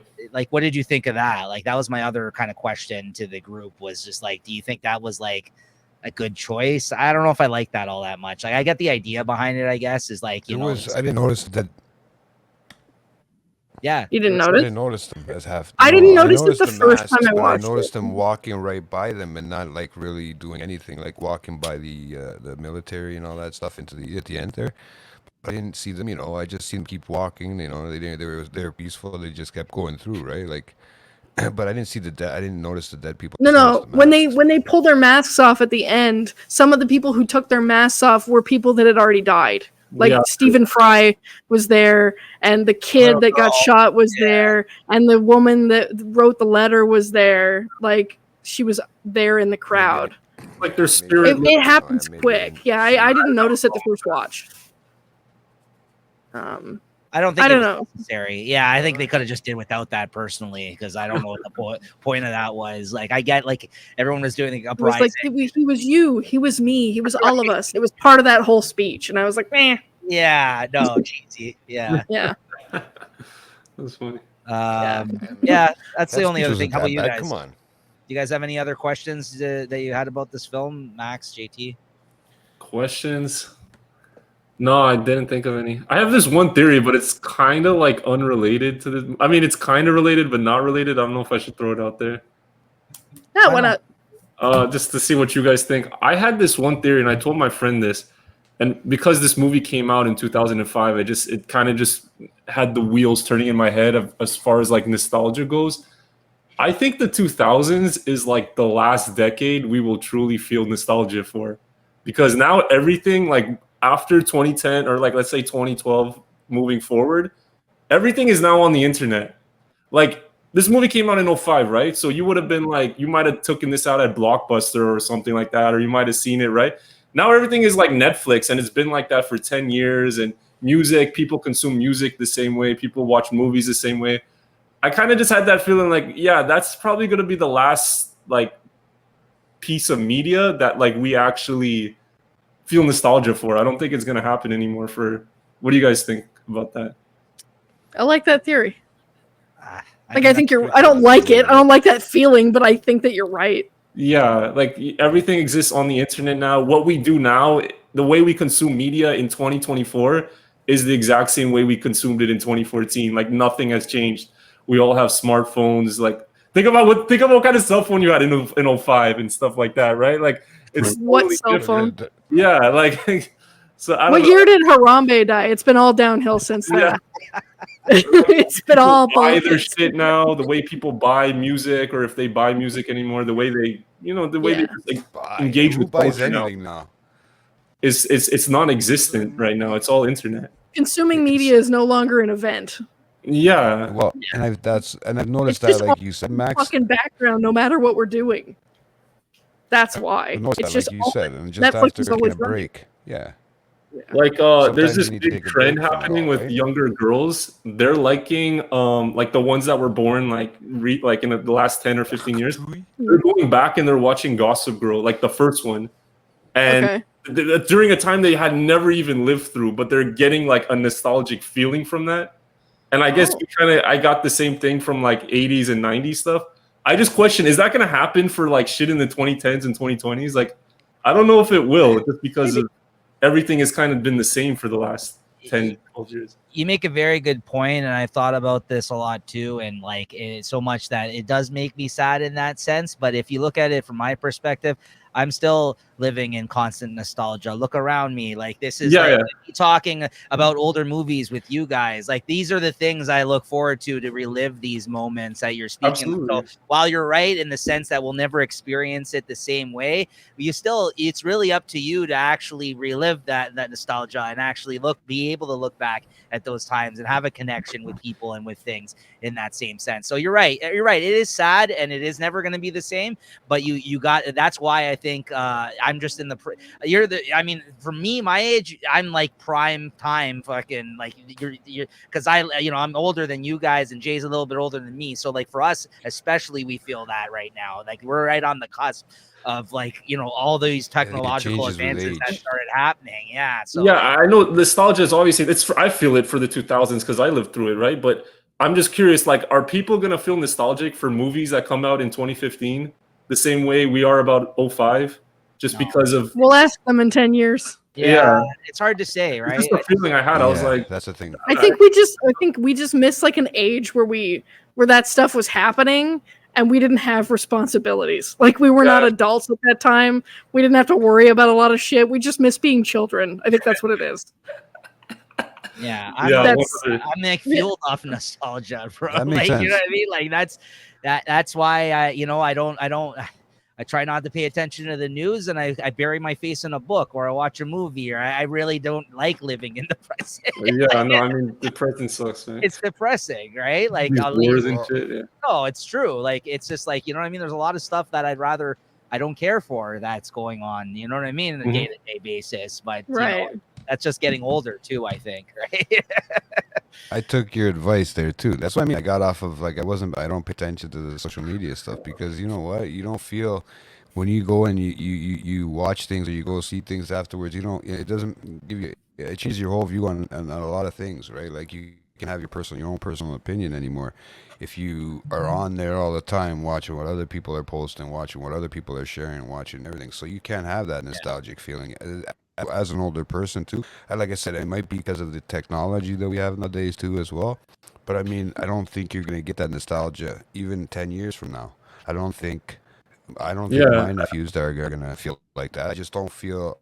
I'm along with you on that one because I don't feel like there's people that are gonna feel that nostalgia anymore. No, they're gonna feel like that for little things from when we grew up. I'm looking at a cell phone every day. I never had one of these fucking things in my life until I was 20 almost, until these and you get smartphones and shit. So it is what it is, bro, and it happens, man, with life, bro. But as you get older, your whole fucking perspective on things and everything changes. That's why you got to kind of keep to yourself. Nico surrounds himself with comics, so he's nostalgic. He likes to think of, his I just feel like there hasn't been much of a shift. In a different sort of way. There hasn't been much of a shift in the last 10 years. Like the 2000s is so different than the 2010s in terms of how like we consume, but now it's not. Like, how are you going to feel nostalgic about Netflix? You're probably going to be using that for the next 20 years. Like, because we're waiting the way we watch movies moving forward. Because I think we're waiting for the next shift right now, and you know what I mean, the way things. Yeah, it could happen. Yeah, that's why, right? So you're right. That's why I said it is hard to determine how we're gonna feel 10 years from now, right? Yeah. You're living it right now. We don't know, right? So it's one of those things. Even 10 years ago, can you feel nostalgic for anything 10 years ago? Yeah, not enough time. Yeah, I can, but I have to really think hard. Yeah, blends too much in my head. Like we just talked about Mad Max Fury Road that came out 10 years ago, right? Yeah, I remember. And then V for Vendetta came out 20. So I don't know. It feels different. It's like the way our mentalities in terms of how we approach stuff now is totally different. Well, that's on you too, though. You gotta try, man. You gotta try and have those feelings for those things, right? Yeah. So, good question though. You gotta hold on to them. You gotta hold on to them like you do that little bunny in the teddy bear in the background. Like that's what you gotta do. You gotta hold on to those nostalgic things, bro, and just so you can remember them. Otherwise, you're gonna be like me and have nothing except a fucking laugh. Oh, there you go. Moving on. Sorry. But I think that we did that. What was the next one here, Julie? What legacy is the film left behind, if any? Right? Final thoughts on the movie. I didn't really have a lot for this. I more had a thing about things that might have been inspired. Yes. Because of it, but then I was wrong. Like I was doing some research about it. There's a bit in the book, I think, that said it was about like these Valentines that are left that are like clues.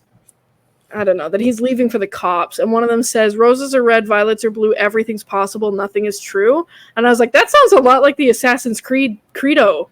And then I looked into it, and it's nothing is true, everything is permitted is the credo.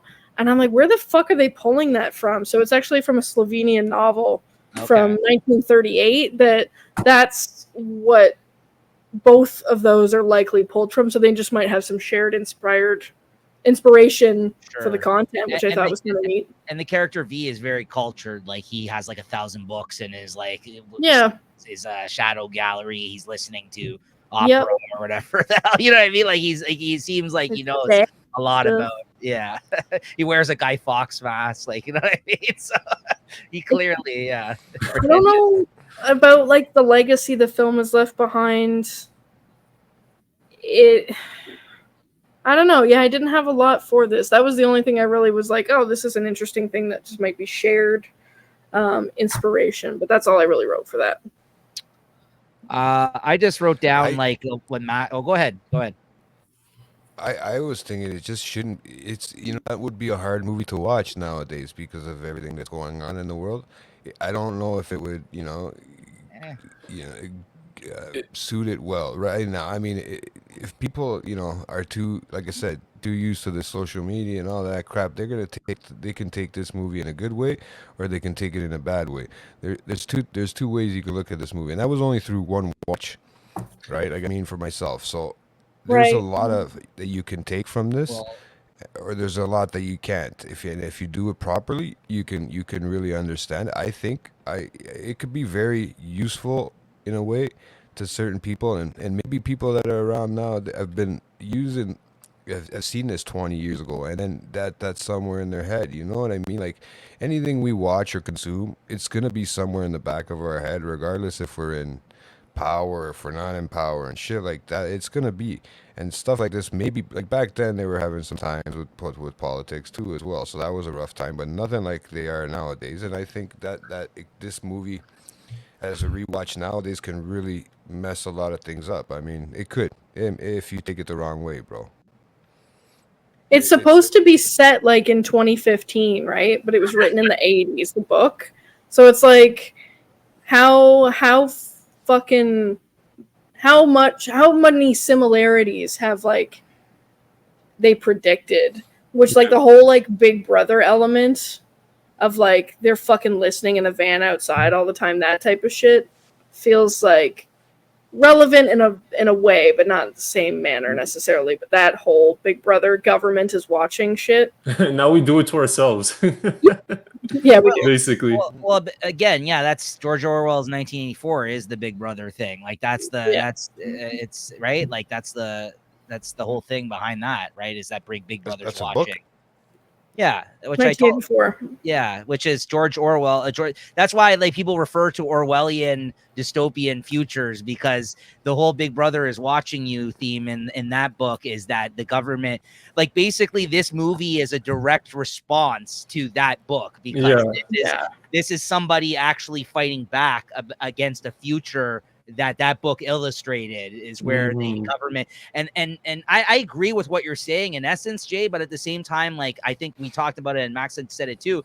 I just think that they were afraid a little bit of leaning into that theme. Like, this could have been a lot more dystopian, a lot more darker than it was. I think that you're right. It's going down that path, but I actually think a better example of that, again, and it actually hasn't aged well in that sense because of some of the toxic themes, and it is Fight Club, because that movie, it's very extreme, some of the line way of thinking in that film. And I think that if you want to kind of go deeper into the weeds, this is like that film committed itself to the way of thinking that they were trying to illustrate, more so than this movie was. Although he did run a train into the parliament at the end. I mean, there's some destructive stuff that happens in this film. I just don't think coming away after watching this, I felt this, like, it wasn't as crazy as that was, like, in some of the things they were trying to sell you on. But you're right. You're going down the right path on that line of thinking. Yeah, you're right. That it hasn't aged well in that sense, I think. So maybe, I mean, Yeah, I do have to give it another rewatch in a different way, and try to check it out that way, and just see what the hell happens. Like it way in my what changes my perspectives, if anything. But yeah, I might have to, just because, like I said, it was such a quick movie, and for me, in my head, 2 hours didn't seem like it felt like nothing watching this movie, right? Right. But I mean, it it yeah, I think I might That have to that's go all I back just wrote to see it down. and give myself a better perspective. In terms of legacy, I just wrote down, like, again, like just the whole anarchist angle, the whole thing about similar to being Fight Club, things that lasted out throughout the film, like Max mentioned the anonymous using the Yeah. mask. I wrote that down. And again, just a lot of the themes, like the fake news that was happening in this, the pandemic control through government type stuff, like things that we've seen and people have commented on things they think are happening in our society today. I think that some of the themes from this film have, in terms of its legacy, I think have persisted. That's all I'll say about that. I think that's pretty evident, though, and that's why I liked about this movie. I think, again, it's the messaging more so than the film itself. The film is whatever for me, I thought, but the messaging was interesting. Mhm. So, how about you, Max? Yeah, I was Yeah, taking a message from it. Yeah, Go on, absolutely. Max. Yeah, anonymous for sure. I think that's huge. I mean, didn't these fuckers like hack North Korea or some shit? Like, these guys. I mean, did these guys take down PlayStation for 1 week? Yeah. I don't want And to say Sony anything. hacks. The I don't Sony want to hacks, say too. anything about those guys because those guys I'm actually afraid of. We're next. Yeah. They're These gonna Kendrick take Dick down our Riders, I don't channel, give a bro. fuck about. But like anonymous, like I don't want them on Yo, my ass. don't speak on Compton, all right? Yeah, don't speak on Calvin. I guess I just assumed that they existed before the movie. Yeah, I never thought about it. Max, no, it's his from hot the movie. takes, like, calm down. Like, don't speak on anonymous. Yeah. I don't want to get hacked, bro. Like they're for real, for real. Yeah. Yeah, anonymous for sure, and I think it's from the movie actually, not from the book. I think. I mean, you know, the Keep saying thing that is, word is going to show up when we put this live. I was gonna say is like I think the depictions of this is why I think I've kind of been shitting on it for catering for the teen audience, but now that I'm thinking about it, I think it probably suited it the best that it's going for like the younger audience because I feel like this is like a good gateway for younger people to like start thinking about these complex themes because the tyranny and like the propaganda that is being displayed in this movie is very cartoony. Like that's not real life. Like we're John Hurt, and I don't think we talked. He was actually fantastic in this movie, John Hurt, and he's like in the big, he's like on a big screen, and he's like yelling, "England will prevail," and like that shit was fire. Like that is not actually how these people are buried delivering. underground somewhere. That is not how these leaders are delivering their messaging. They're more like they're more charismatic now these days. They're smiling when they're delivering you these lies that they're giving to you like on the news and stuff. Like there's a different approach now. This thing is more like a fantasy. It's not really like how this is a totalitarian, like shelled out in real life. So it is kind of like a cartoon in that sense, and that's what I mean. Like, okay, yeah, this is good for teens to kind of sink their teeth into this kind of idea, and then they can go further after that. So, what the legacy is, I would say anonymous. Yeah, anonymous. That mask is like a cultural icon now. Yeah. Yeah. Right, that's the first thing when you type it up on Google. That's the first thing that shows up is that fucking mask. Well, by the way, what's up with Anonymous? I feel like they haven't hacked. I mean, not saying hack me, but like I feel like they haven't hacked someone in a long ass time. Like they're still I'm out not there. volunteering, but like, what's up? Like, who are they? Like, what's good? Are they retired? Let's now? keep that anonymous, okay? Big things in the works, I'm sure. Who's the last person they hit? Like for real? Like they haven't dropped an album, in a long time. Like, it's gonna be us. This just reminded me of something that like I don't even know if it bothered me, but just the thing I was thinking of that I forgot to talk about John Hurt's like bits where he's giant screen chancellor. Did anybody notice that he looked like he was on acid for the entirety of that thing? His pupils were fucking enormous. They look like David Bowie's eyes, They were fucking huge. And I was like, is this guy okay? No, like, what the hell? I didn't notice that. England will prevail. It bothered me. Yeah, but anyway. And then he gets capped at the fucking. Yeah, was that the real one or was that the actor that played him? Oh wait, that's actually one question I didn't understand. Why did they turn on the leader? Creedy, because Yeah. Creedy wants to take over his position. And so what, they just agreed they would give it to V? Like, why not just kill him themselves? I Oh, because don't- they wanted to blame it on V. I guess because they were like, yeah, he's like, I'm gonna give myself up to you, but then he kills Creedy too. So I don't understand his little agreement with Creedy there. That's not the same. Like, that's not in the book. So it was like, I mean, yeah, Creedy like wanted to take over as Chancellor in the book, but like it was played out differently in the movie. But yeah, it was a weird thing that he was like, "Oh, I'm going to show up at your house and we're going to come to an agreement. Put an X on your door if you agree." That part was really odd and convoluted, I felt. But and then he's just like, "Oh, here he is," and then they cap him, and he's like, "All right, now all of my guys are going to shoot you, I guess." Yeah, like I didn't understand his acknowledgement of like, you can, I guess, have me, but then he just kills everybody. I don't know. And then he's like, "Oh, ideas are bulletproof." That whole bit, like that fit, but like I don't know, that was an odd He sequence. gets shot like a Christmas. He gets lit up like a Christmas tree. How many bullets they put didn't in he there? get shot earlier? And then I didn't think he was like a dead. But how many bullets does it take to actually kill a fucking He guy? got shot by a firing squad. I thought How he is he was still alive? Shot more than 50 Cent. Well, Facts. before that thing fell off the armor. And then he still has enough strength to walk all the way back to the train station so he can die in Evie's arms. But did you see? I like the way the blood went on the wall and it made the V as he dragged off. Did you know that? Again, this That is was why in the the subway? ending. It's different. It's different in the book. The book is superior. I'm sorry, but Yeah. anyway. Yeah, that's usually the case, you know. Nico's right. Yeah. Usually the case. Okay, so movies to pair with.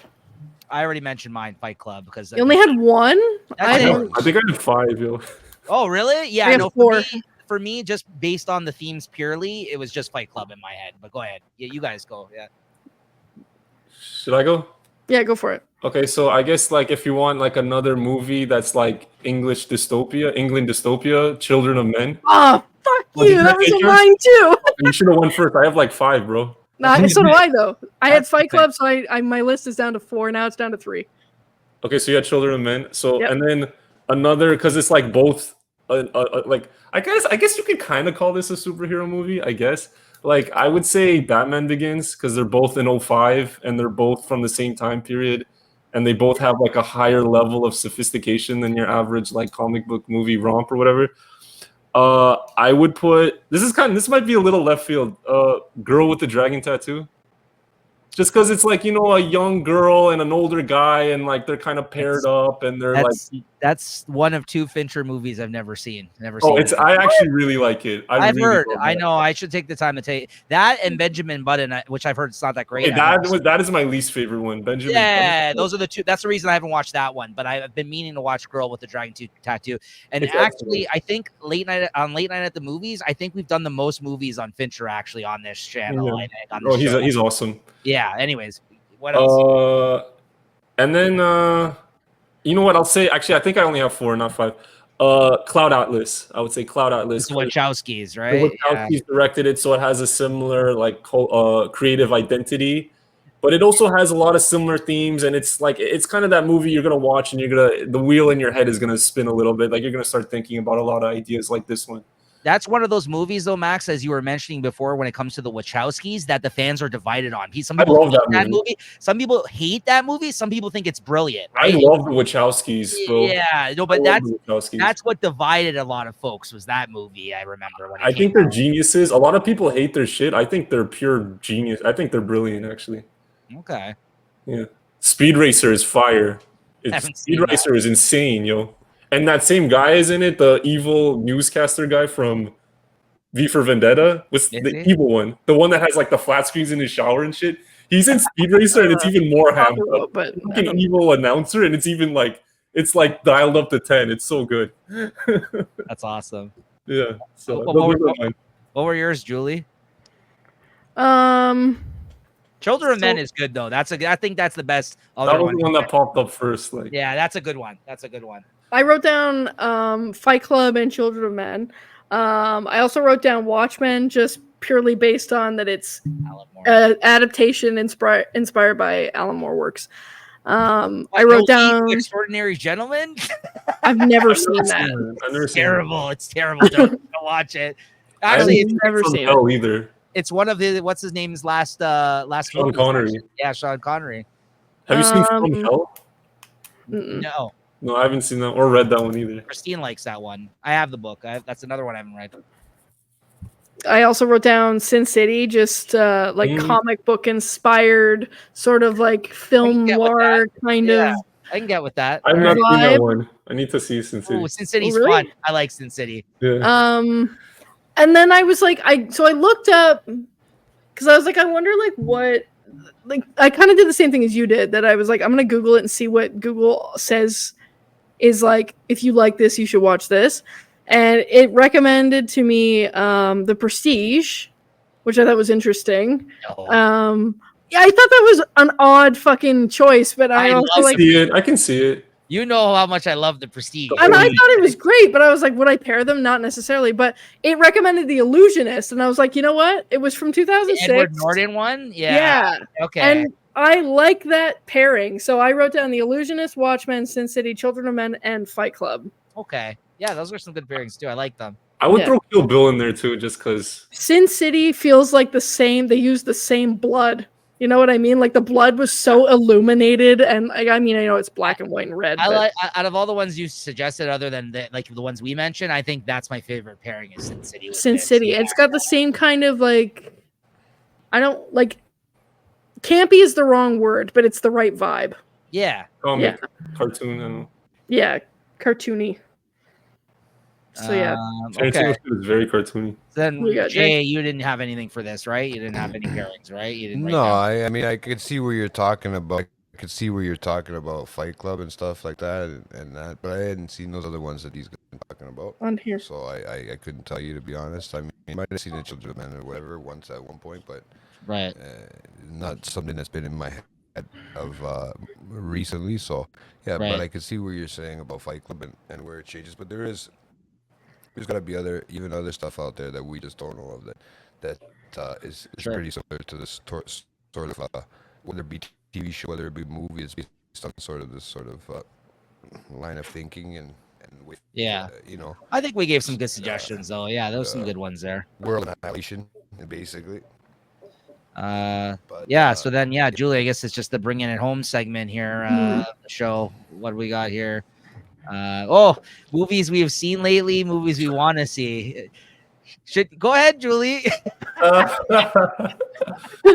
So Nico busted me and saw my Letterbox review. Oh shit! That's why it's fun. I Yeah. like Letterboxd for that reason. I don't know if you noticed. I purposely put V for Vendetta, but I didn't rate it With no rating. I know. I fucking, as soon as you texted me about Longlegs, I went to see what your V for Vendetta shit said, and it was nothing. And I Go was like, ahead. oh, What this have you motherfucker. been watching lately since our last episode? I saw Longlegs yesterday. How was it? You didn't like it? But Nico loves it. Oh, my friend is raving about that right now. But go ahead. What you say why you didn't like it? Yeah. What didn't you like about it? Nicolas Cage didn't do it for you. Don't reveal much if Max is going to see it though. I know. I'm trying to think of how I can explain it. I thought, okay. So, and this is what I've decided I'm going to do with my Letterbox ratings from now on. Like when I give it a certain amount of stars, like each star value, like a full star is going to be 1 full point towards some element. 2 stars, and I texted her at like 1 a.m. I'm like, how fucking dare you? Stars. Mine's 4.5 for this movie. It might be a little high. It's 4 for sure. I might have been a little high off the off watching it. You didn't see my first one though. It started out with a 1.5, and I thought I was being too rude. Oh shit! He's so brutal. It's the most brutal Letterbox review I've ever seen. She put 2 stars, and then she literally just put a thumbs down. How lazy is that? Like in her fucking comments, she just thumbs down. No explanation. So I texted her. I called her out. I'm like, what? I'm like, That's everything you need to fucking know. stars. I'm like, how dare you? It started out with a 1.5 stars and a shit emoji. And she's like, well, Levi didn't like either. I'm like, what the fuck do I care about that?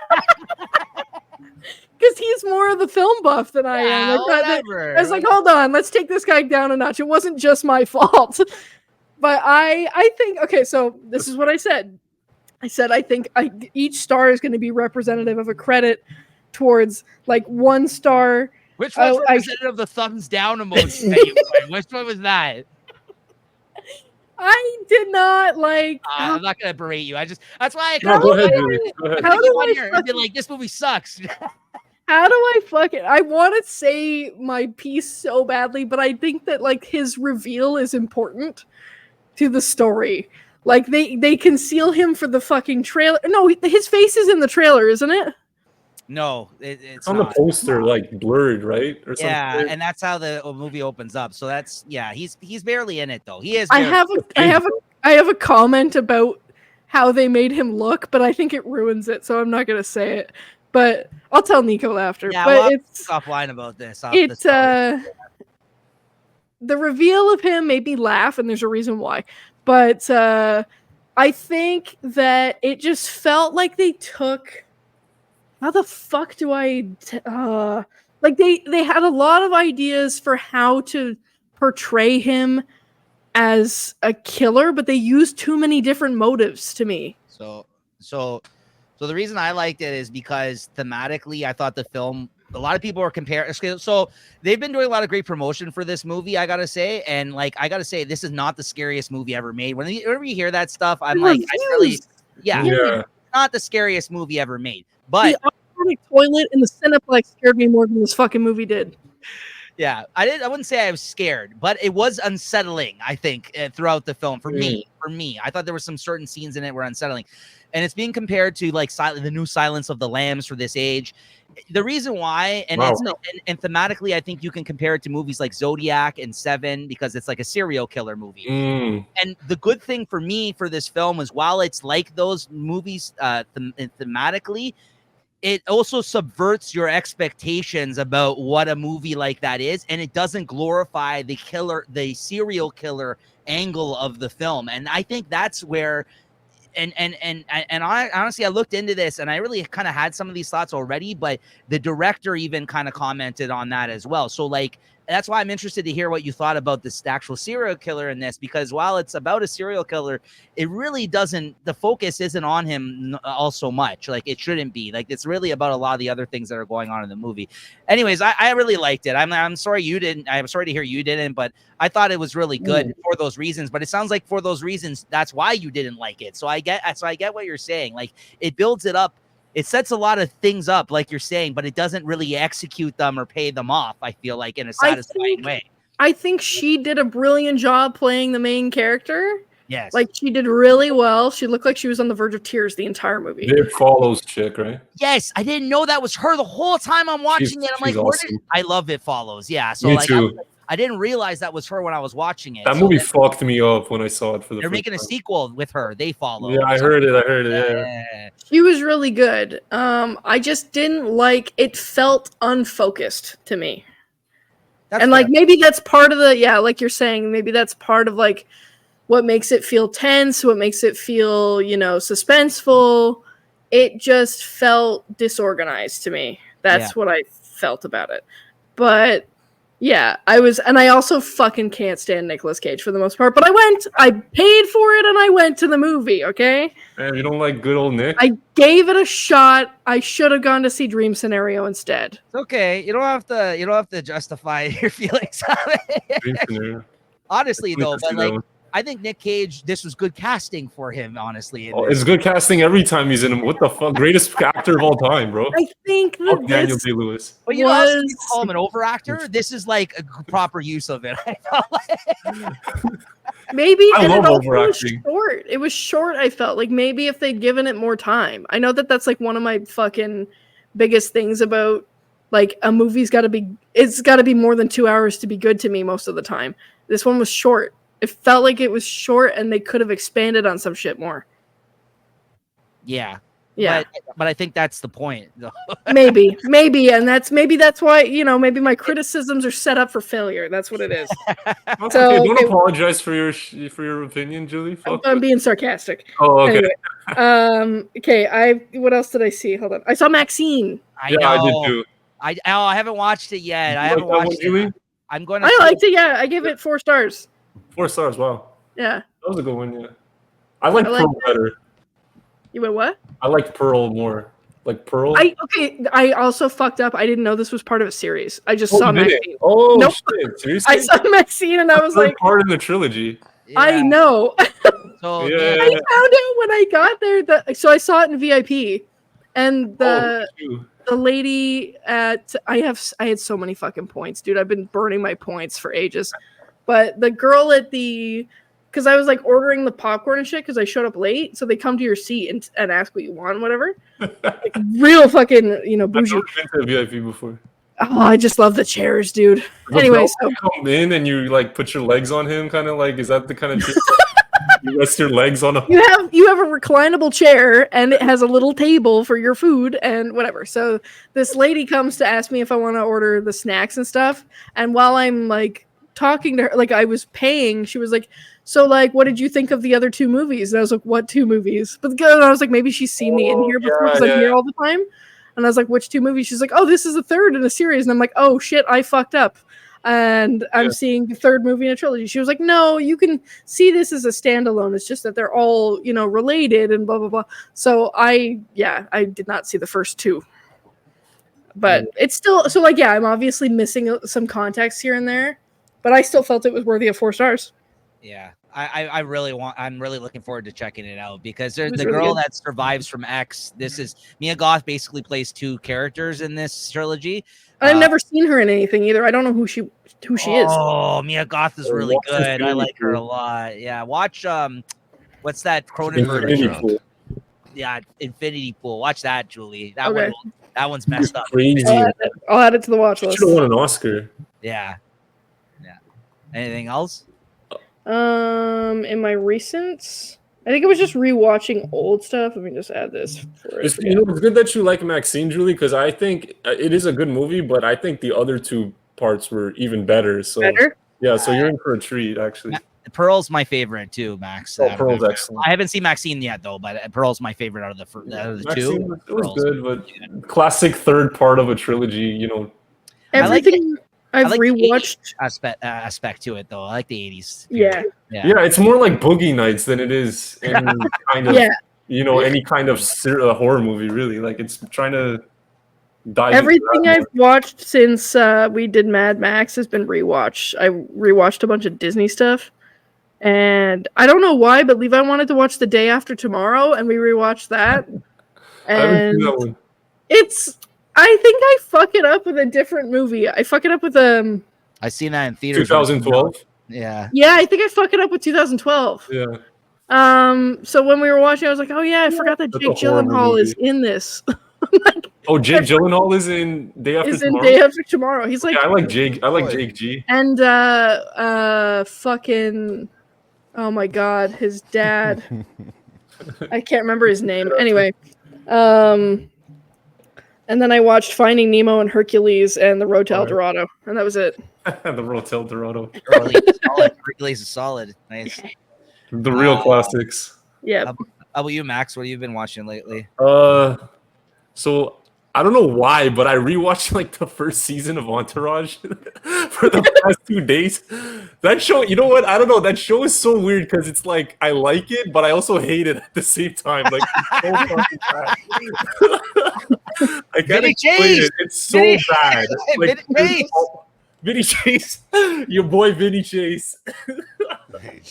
You want to hug it out, bitch? Right? Like, oh my god. And it's just like, yeah, that show there'll never be another show like that ever again. It really is. When I talk about like documents of the 2000s, like Ari Gold, they will never write a character like Ari ever again. 4 best friends palling around trying to fuck women. Yeah. Yo, and it's just like, Yeah, that kind of reminds me of my brother, Nico, Peter, and who's the third one there? yeah, you would be like the Johnny Drama, right, of the group, JT? Before, when they were all single. Trust me, man. That was them. I was definitely the turtle. They were Turtle. They were either Entourage or Jersey Shore. That's one of them. They weren't too. They were big Jersey enough for Shore, Jersey yeah. Shore. But like, I don't know. It's like they're more these Entourage. characters are so unlikable. But like, why am I still watching this shit? Like, I am Queens Boulevard. Well, then you got maybe you added Angelo in the mix just at that point. And yo, they're like, what's so crazy about that show is like they have like the I wish I had the type of problems these characters had, and they're like making the biggest deal about it. Like, oh, we can't smoke weed at a boxing video game tournament. Like his fucking life through it. And the best part about it is at the end of the day, they're all friends again, and they're all just chilling and getting fucked up, and they all have The women. biggest Like, weakness, yo, like how old is Turtle? He doesn't want to get a job, bro. He just lives off Vince. Like, what an asshole. then he starts banging Tony Soprano's daughter, or fucking Meadow, at one point of the show. Like he's just he just meets him, and then he starts banging her. I'm just like, what is this show? I don't think I'm gonna watch the other seasons. I like because I've seen it like front to back, like maybe twice. I was a huge fan of it. Continue watching it, and then watch the Entourage movie and get back to the Entourage movie. Oh, the Entourage movie was shit. Oh my god. Entourage. Yeah, but so like fuck that show. I'm not going back to it. And then I'm watching with my younger sister. I'm watching all the Scream movies because she wanted me to marathon with her. Goes with her, and I had only seen the 6th one last year when it was in theaters, and then I saw the 5th one on Netflix. Good. They're hilarious, bro. They're so funny. Like I think it's in Scream 2 where Timothy Olyphant. This is a spoiler actually, but like he's it's an old movie. Timothy Olyphant is like the serial killer. He's like a film student or some shit, and she's like. By the way, Nev Campbell, bro, is so. Oh my god, she's the best. Like they should erect statues in her honor. Like she's that good. Have you ever watched Wild Things? No, I want to. You have to watch Wild Things if you have a thing for her. You have to. I need to watch that movie. Yeah, but, Jay knows. Yeah. I know. Trust me, man. But yo, it's all downhill from there for her. I saw that one. I seen a couple of things with her, but she's awesome. And then she makes out with Denise Richards naked in a pool in her prime in that movie. Okay, I've seen that scene. I've not seen the movie, but I've seen that scene. Yeah, I know what I'm doing after this. So it's a good movie. It actually is very relevant because it talks about they set up this whole thing about how like she lies about him raping her and then meanwhile, you gotta watch it. I'll watch it for sure. No, but so Timothy Olyphant is like the killer in one of those movies in Scream 2, and he's like a film student, and she's like, you'll never get away with this, and he's like, yeah, I know the perfect defense. I'll just blame it on the movies. Like the reason he's been like killing all these people is like he's just gonna blame film violence, and it's just like it's so ridiculous, but it's so good. I love those movies. And then I saw Maxine in theaters. I saw at TIFF one Friday ago. I saw they were showing Alien, the original Alien. They were showing that and that's a classic. And I guess I'll sum that up with that one. That was one of my favorite films. Nice, Jay. I haven't watched anything like that. I watched another exorcism movie with fucking Russell Crowe, which fucking. Why did he do 2, bro, in 2 years? Can you tell me? I don't. There's 3 of them out, man. No. There's one called The Pope's Exorcist. Yeah, I saw that. Exorcism. That was last year, and this one's called like The Exorcist. Yeah. I thought that was a sequel. No, they're unrelated. Exorcism, bro, and it's so meta. No, like you have to more tell me, slow Jay, in this one. because I read the description of this new one, and this new one it's weirdly weird and meta. It's like literally about an actor who's playing a priest in a movie, and how he's like, he's like going off the rails or something. Right? Yo, it's like. Are you sure that's not a documentary? That's what I thought. No. Bro, how does this guy suck so low that he's in 2 back-to-back Exorcist movies? Where he's speaking Italian in the last one badly. Yeah. Okay, The Pope's Exorcist was complete dog shit, but he's like the saving grace of that movie. He's actually so funny in that movie. I thought so. I thought he was hilarious. And the little kid that was possessed, he also was great. So that's it, Jay. The Exorcism. Was The Exorcist good though? The Exorcism or whatever? No, I watched the first Omen there. That one I watched. That was good. One was pretty like crazy. The Gregory Peck one? That one. No, the new one that's called The First Omen. It's restarting the Omen. It's restarting. Like a prequel, right? Yeah. Okay. Oh god, there's a scene in that movie that is good. so If messed you've up. ever watched The Omen, the way it opened up. If you ever watched it, no, I'm talking about when the hand is coming out of the woman's box. Yes. I've only seen the Gregory Peck one, the first. The original. Did you like that, Jay? Was good. Jay, did you like that when the hand came out? This one was good, bro. I'm telling you right now. But the problem is I can't watch as many movies as I'd like to. I mean, because I'm following too many TV shows, and then I gotta. I mean, it's fucking Sunday today. You know what I should be doing right now, right? How many Apple TV series did you watch in the last week? You know what's out. House of the Dragon. Yeah. Okay, I'm so Dexter right now too. That was my other So one. I can't. I've been doing so much when it has to come with TV and the show, and so it's just movies. Say if I watched If, I'm corny. Like sometimes I'll go for these like crazy horror If movies, and then I sucks. end up watching Ryan Which Reynolds' one? If. No, I didn't mind it, man. It was Imaginary good. friend. Imaginary friend. Yeah, whatever. No, it sucks. Is that an animated one? Yeah, it's by John Krasinski. Because He directed it. Nico never had wrote one. it, and Ryan Reynolds is in it. It's shit, in my opinion. Fucking Steve Carell is the Actor, voice yeah. of the guy. He has good people in it. It just, I don't know. It was fine. I Yeah. watched it with Christine. Yeah, it was okay. Mm. What'd you say, Dooley? Though But you I watched don't the really know. Like I said, I haven't seen any. I haven't seen any real commercials like for any TV shows or anything like that. So I don't know unless any of these guys ask me to a fucking date like they did last time or whatever. I'm going nowhere, Cool. man, to watch movies. These guys watch a lot more in theaters than I do, right? So yeah, unless they ask me for a date, then you know, Quiet Place Day One. I Max saw did that too. Mike's did the reaching into the. Oh, I want to see that one, bro. Yeah, because you mentioned John Krasinski, and it reminded me I saw that like 2 weeks ago. I watched it. I really enjoyed it. I liked it. I liked it. Yeah. I think it's the worst one. Yeah, you said it. You had said it, Nico. So I was like, all right. The 'cause I best remember person in the whole movie is there's a cat in it, which Oh was my God, fantastic. If this you're a cat fucking lover, cat. you'll like this movie. The cat is the main fucking Bro, character. that guy was the biggest like simp in the movie, bro. Like I could Guy from not Stranger get Things? behind him. Stranger Things guy? Yeah. Bro, the guy that comes out of the puddle or some shit. Yeah, it's Stranger like, Things bro, guy. He's from Stranger Things. He was Fuck out of here, bro. the rocker that got killed. I don't know. I really liked it. I so that was one of the ones I watched. I watched Quiet Place Day One. I really enjoyed that.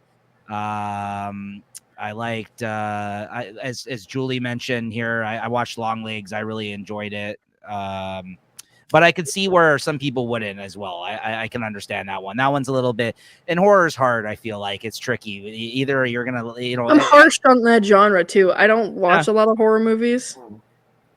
Yeah, I do really want to see Watch Winnie the Maxine. Pooh. Oh yeah, the blood and honey thing.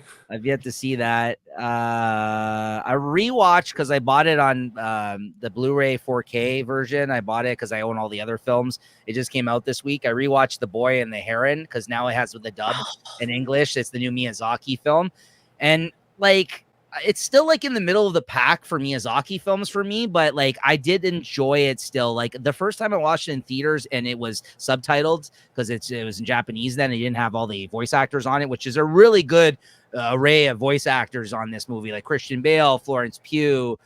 They love Christian Bale. Well, he was a Howl in Howl's Moving Castle too, right? Yeah. So there's some really good people on it. And Robert Pattinson. But I just who plays the Willem Dafoe in there too? Who? Willem Dafoe. Yeah, Willem Dafoe. Yeah. Mark Hamill. It goes on. Yeah, it's a great list. But it's the girl from The Boys who doesn't say anything, Kamiko or whatever her name is, that she's in it. You could actually hear her voice in it. She talks as one of the characters. I liked it still. I didn't really get the point of the film the first time, the message that they were trying to deliver, which I find like sometimes is the case with Miyazaki films. I think I understand it better the second time I watched it, but it's still like middle. But I think speaks to how good his catalog of movies is. Like, I don't even think it breaks my top 5, but it was still good, and I'm happy to have seen it and own it. That movie. I don't think I've seen a single film of his. Oh man, well, Seriously. Julie, you know what your next pick should be for the show. Yeah. Fucking right, I do.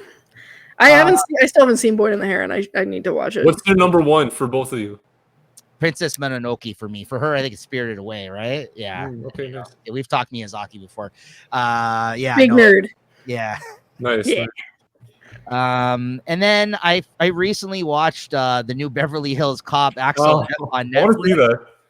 What? I want to see it. You know what? Listen, like you're not going to get Beverly Hills Cop 1 and 2. The third one is horrible. Let's not talk about that one. But honestly, if you go in with like, hey, I just want to see Eddie Murphy return to Beverly Hills Cop, it's a good time. I had a good time. I laughed quite a few times throughout the movie. I really enjoyed it. What's his name is in it? Very weirdly enough, Joseph Gordon-Levitt. I don't know what the hell he's doing in this movie. Yeah. And why not? He's good. I like him. I don't think I've liked anything Eddie Murphy has done since he's returned. Besides Dolomite Is My Name. That's the only one. That's the only one I love. You Like took the everything words right out of else, my mouth. That was good. The Coming to America was bad. The new one that they did. I didn't like the one he did with Jonah Hill. I thought that was garbage, yo. The one he did with Oh, JT liked that one. what's it that called? was You interesting. People? Was it called that? You People? Oh no, no. You people, yeah, why not, man? That's good. Like it's such a bad rom com. Like the two leads don't even have any like chemistry with each other at all. Like Jonah Hill and Any the girl. rom Like, coms that great? oh, there's so many good ones, Yeah, yo. they What are you go- talking You're about? gonna go comedy or you go romance. I like splitting them up, man. And them both together. and Sometimes romance finally, is funny. since our last I show, like Jonah Hill. I also watched The Strangers Chapter 1. That was shit. And I think we all watched. Oh, the new Strangers one. Yeah, it's terrible in my opinion. When did that I one was come gonna out? watch that, but A month I ago. think it was shit. Okay. And I watched or like 3 weeks ago, whatever we recorded last episode. And I think Max, you also watched. We talked about this. I don't know if Julie ended up seeing it. Inside Out too, which I Fire. I haven't seen the first one. Fire. Oh, Pixar's right. been killing it, yo. Yeah, very Like, good. they've been killing it. Elemental Fire too. But yeah, that's about it. That's about it in terms of what I've been watching lately. So there you go. I'm rewatching Dexter. That's what I was saying earlier. I haven't. That's the only other thing I'm. I never watched that show. Aren't they doing a new season with I his love it. I kid got now? fucking DVDs. Oh yeah. Is it Nice. DVDs? It's over. The That new was over. one. I There think it was was only one some. season. The No, new season. they're doing a new Dexter now, where it's a different character. Yes. Yeah, I know. Oh, With the sun, with the sun, right? Like, because they brought No, him that back was to the kill him off Alaska at the one or last Antarctica season. or whatever. No, I no, haven't that's, seen that. they're doing something else now, Jay. They're doing another one spinoff. The I've only only- Dexter I've I only know is seen the Dexter's original DVDs, bro. That's Lab. probably the only DVDs I have. Dexter's Laboratory. Sorry. Fire. That's the greatest Dexter. Get out of my laboratory. Only Edie. That's what my mom's horse's name's Dexter. AD. Oh yeah. Oh nice. I see Mojo Jojo back there too, I right? do have Mojo Joe. Nice. No, I'm just watching the original series. Nice. I haven't And of seen course, it yet. Johnny Oh, Bravo. Johnny Bravo. Thank you very much. All right, Jay. It's time. It's time to reveal what our next movie pick is. Yeah, what do you got, brother? you guys are all fucking nerds. You guys are all nerds. Suck Yo. my dick. JT, get up and strip. Clit. There you go. I told Nico we're gonna do the Notebook. No, no, you're not. I don't want to watch that No, shit. you're fucking not, bro. Oh my god, yo, could you actually? That would be hilarious. Are you I did the joking? reaction. I wanted the reaction out of all fucking. I can at say one a lot of time. funny shit about the Notebook. That movie is hilarious. Oh my god, I don't want to watch this shit. No, he's joking. And I read the book. you That's seen the the only other Notebook, one I dude? read the book for. You read the book? Wow. Have you seen it? No. It's Oh only my half a god, page, it's couple so pages. ridiculous. I refuse to. Yeah, it's so sweet, man. This It guy was is. just talking It about is. romance. Just think about it, man. No, you know what I was thinking? I had a choice between. I'm gonna do that one day. I'm gonna fuck up you all, and you guys have to watch it. I have no choice, but we'll leave I'm it for done. now, okay? Because Okay. you know, why should we do it now? But Sure. you know, so I had a double one that I was wondering because I watched it and I liked it. That Most Violent Year. Oh, that one? For Your real? boy with Oscar Isaac. Oscar Isaac? I've never heard of that. That's I've a never good. seen That's it. actually a good movie. That was alright. That's a good movie. Or I was gonna do because I've been dying to watch Mice and Men again, man. Woo. And I don't know if you guys wanted to dive deep into that one or what. No, we've You're already gonna done redo that. it? You Yeah, did that yeah, one yeah. already. We Did you? can't Did pick we one do we've that already one? picked. Yeah, Yes. you did that one yes, already. Yes. Of Mice I and thought we Men. did I didn't see the that one. Shawshank one. We also did of Mice and Men. You guys did Shawshank Did we? Redemption? Yes. On Late Night Oh, Chat. Great My movie. brain, I Oh. can't remember. I fucking okay. Shawshank Never mind. So Redemption it's is gonna be a great. Most Violent Year. Oh, it's That's why I excellent. came Oh my with two god. because I wasn't sure. I wasn't sure which one actually we I did. didn't know you did it. Yeah, Mice that's why and I Men. threw. Neither did I thought I went through the playlist. You We picked did. it. I I don't would think I surprise the remember shit seeing out it, of me but that you're picking movies like that. Max remembers. We did The it. Most Violent Year Okay. is good. Okay, so that's your pick. of Most Most Violent Violent Year. Never seen it. I seen I it know Max actually. has seen it. Oscar Isaac's Yeah, I in think it? Max And has Jessica seen it. Chastain. Yeah, Ah, it's interesting. it's a little bit of a mob movie. It's a little bit of a I actually even remember the filmmaker's name. JC 10 years ago. Chandor. JC But I Chandor? forgot what else he did. Yeah, JC Chandor. All right. But I mean, it's a good one. I think you guys will. I mean, it's fun to pick. It'll be fun to pick apart, right? And Nice. I like Oscar Isaac. Hey, You know, seen I you think- seen that one, Jay, or you've seen it before? Yeah, right? I seen it. I went through it once, and so I'd like to go through it again and just Okay, get a better nice. perspective. I've on only it, seen put it once this too, way. so it's kind of gonna be like V for Vendetta. I never thought I was gonna revisit that movie again. Oh, there you So go. this is a chance. Beauty of doing this show. Yeah, the true story. So Did you guys see? I was thinking horror too, but like I didn't want to go because I couldn't think of any. Like for me, I couldn't think that I have classic horror stuff. But I figured, you know what? Let's try this one. This is more because we did that Inside Llewyn Davis. Yeah, Inside Llewyn Davis. No, that was good. I That was was pretty thinking good. Inside the Life. I don't know why I was thinking that, but Yeah. most violent year. I watched it afterwards because Max had brought it up over here, and I brought it up. Most yeah, violent I think year. yeah, no, you brought it Really? up to me once. Yeah, you did. I did. About Really? Oscar. Oh shit. About yeah. But you were on an Oscar Isaac roll there because we did Ex Machina and then we did That's a Inside good Yeah. movie. Davis. I love Ex Machina. Yeah. So yeah, that's Yeah, Oscar Isaac, he's dope. We've done so He's many before. That's why I'm having a hard time remembering what we just we ask did. me. That's I why. remember if you need to check. Yeah, Did you guys your see any fucking brain trailers? absorbs like a sponge. Gladiator 2 trailer. It is Oh. everything I want to watch now. It came out. Denzel is back, baby. Yeah, that should be good. I can't wait. I'm a little bit nervous because of how Let's go, let's do this I one. didn't love Napoleon. That's a good Nice. one. Love That's a Shaun. good one. Shaun of the Dead is a fire movie. Yeah. I didn't love Napoleon, so now I'm kind of neither. worried. Like, oh, This is Gladiator fuck though, this bro, up, and bro. Denzel's in it. Yeah, Come on. Denzel. Yeah, you can always watch Denzel. That's facts. I mean, how bad could it be? Like, that's what I'm looking forward to. And it's like Denzel is back. Like, he's laughing in this. Like, it looks like he's like fun Denzel in this, not Yeah, like Alonzo Denzel. not Fences Denzel. You know what I mean? Not like- Fences is crazy, bro. that movie messed me up. well, it's the subject matter is I mean, like, I'm just saying, like, he's great in That it. movie's uncomfortable to watch. Yeah, absolutely. That's what I mean. It's a fun Denzel. Yeah, fun Denzel. American Gangster Denzel, Yeah, which is my favorite. That's the trailer I've seen most recently that I really enjoyed. I watched like half of the trailer and then I don't know why I turned it off. I was just like, we'll see what happens with this movie. I don't know. I'm kind of like 50. It's a coin toss for me.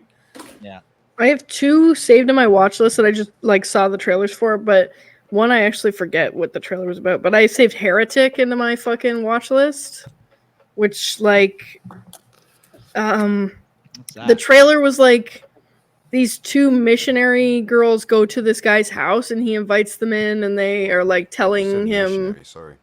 yeah, whatever. They're like Call my Jehovah's Witnesses, whatever. And they go to his house and he's like, oh, come on in. She's like, actually, we're not allowed to enter unless there's a woman home. And he's like, yeah, my wife's in the kitchen making dinner, whatever. Oh, And it's then, Hugh Grant. Oh, I've heard Yeah. of this. Yeah, this is an A24 horror movie. yeah, this looks good. And then I saved Strange Darling, but I forget what it's about.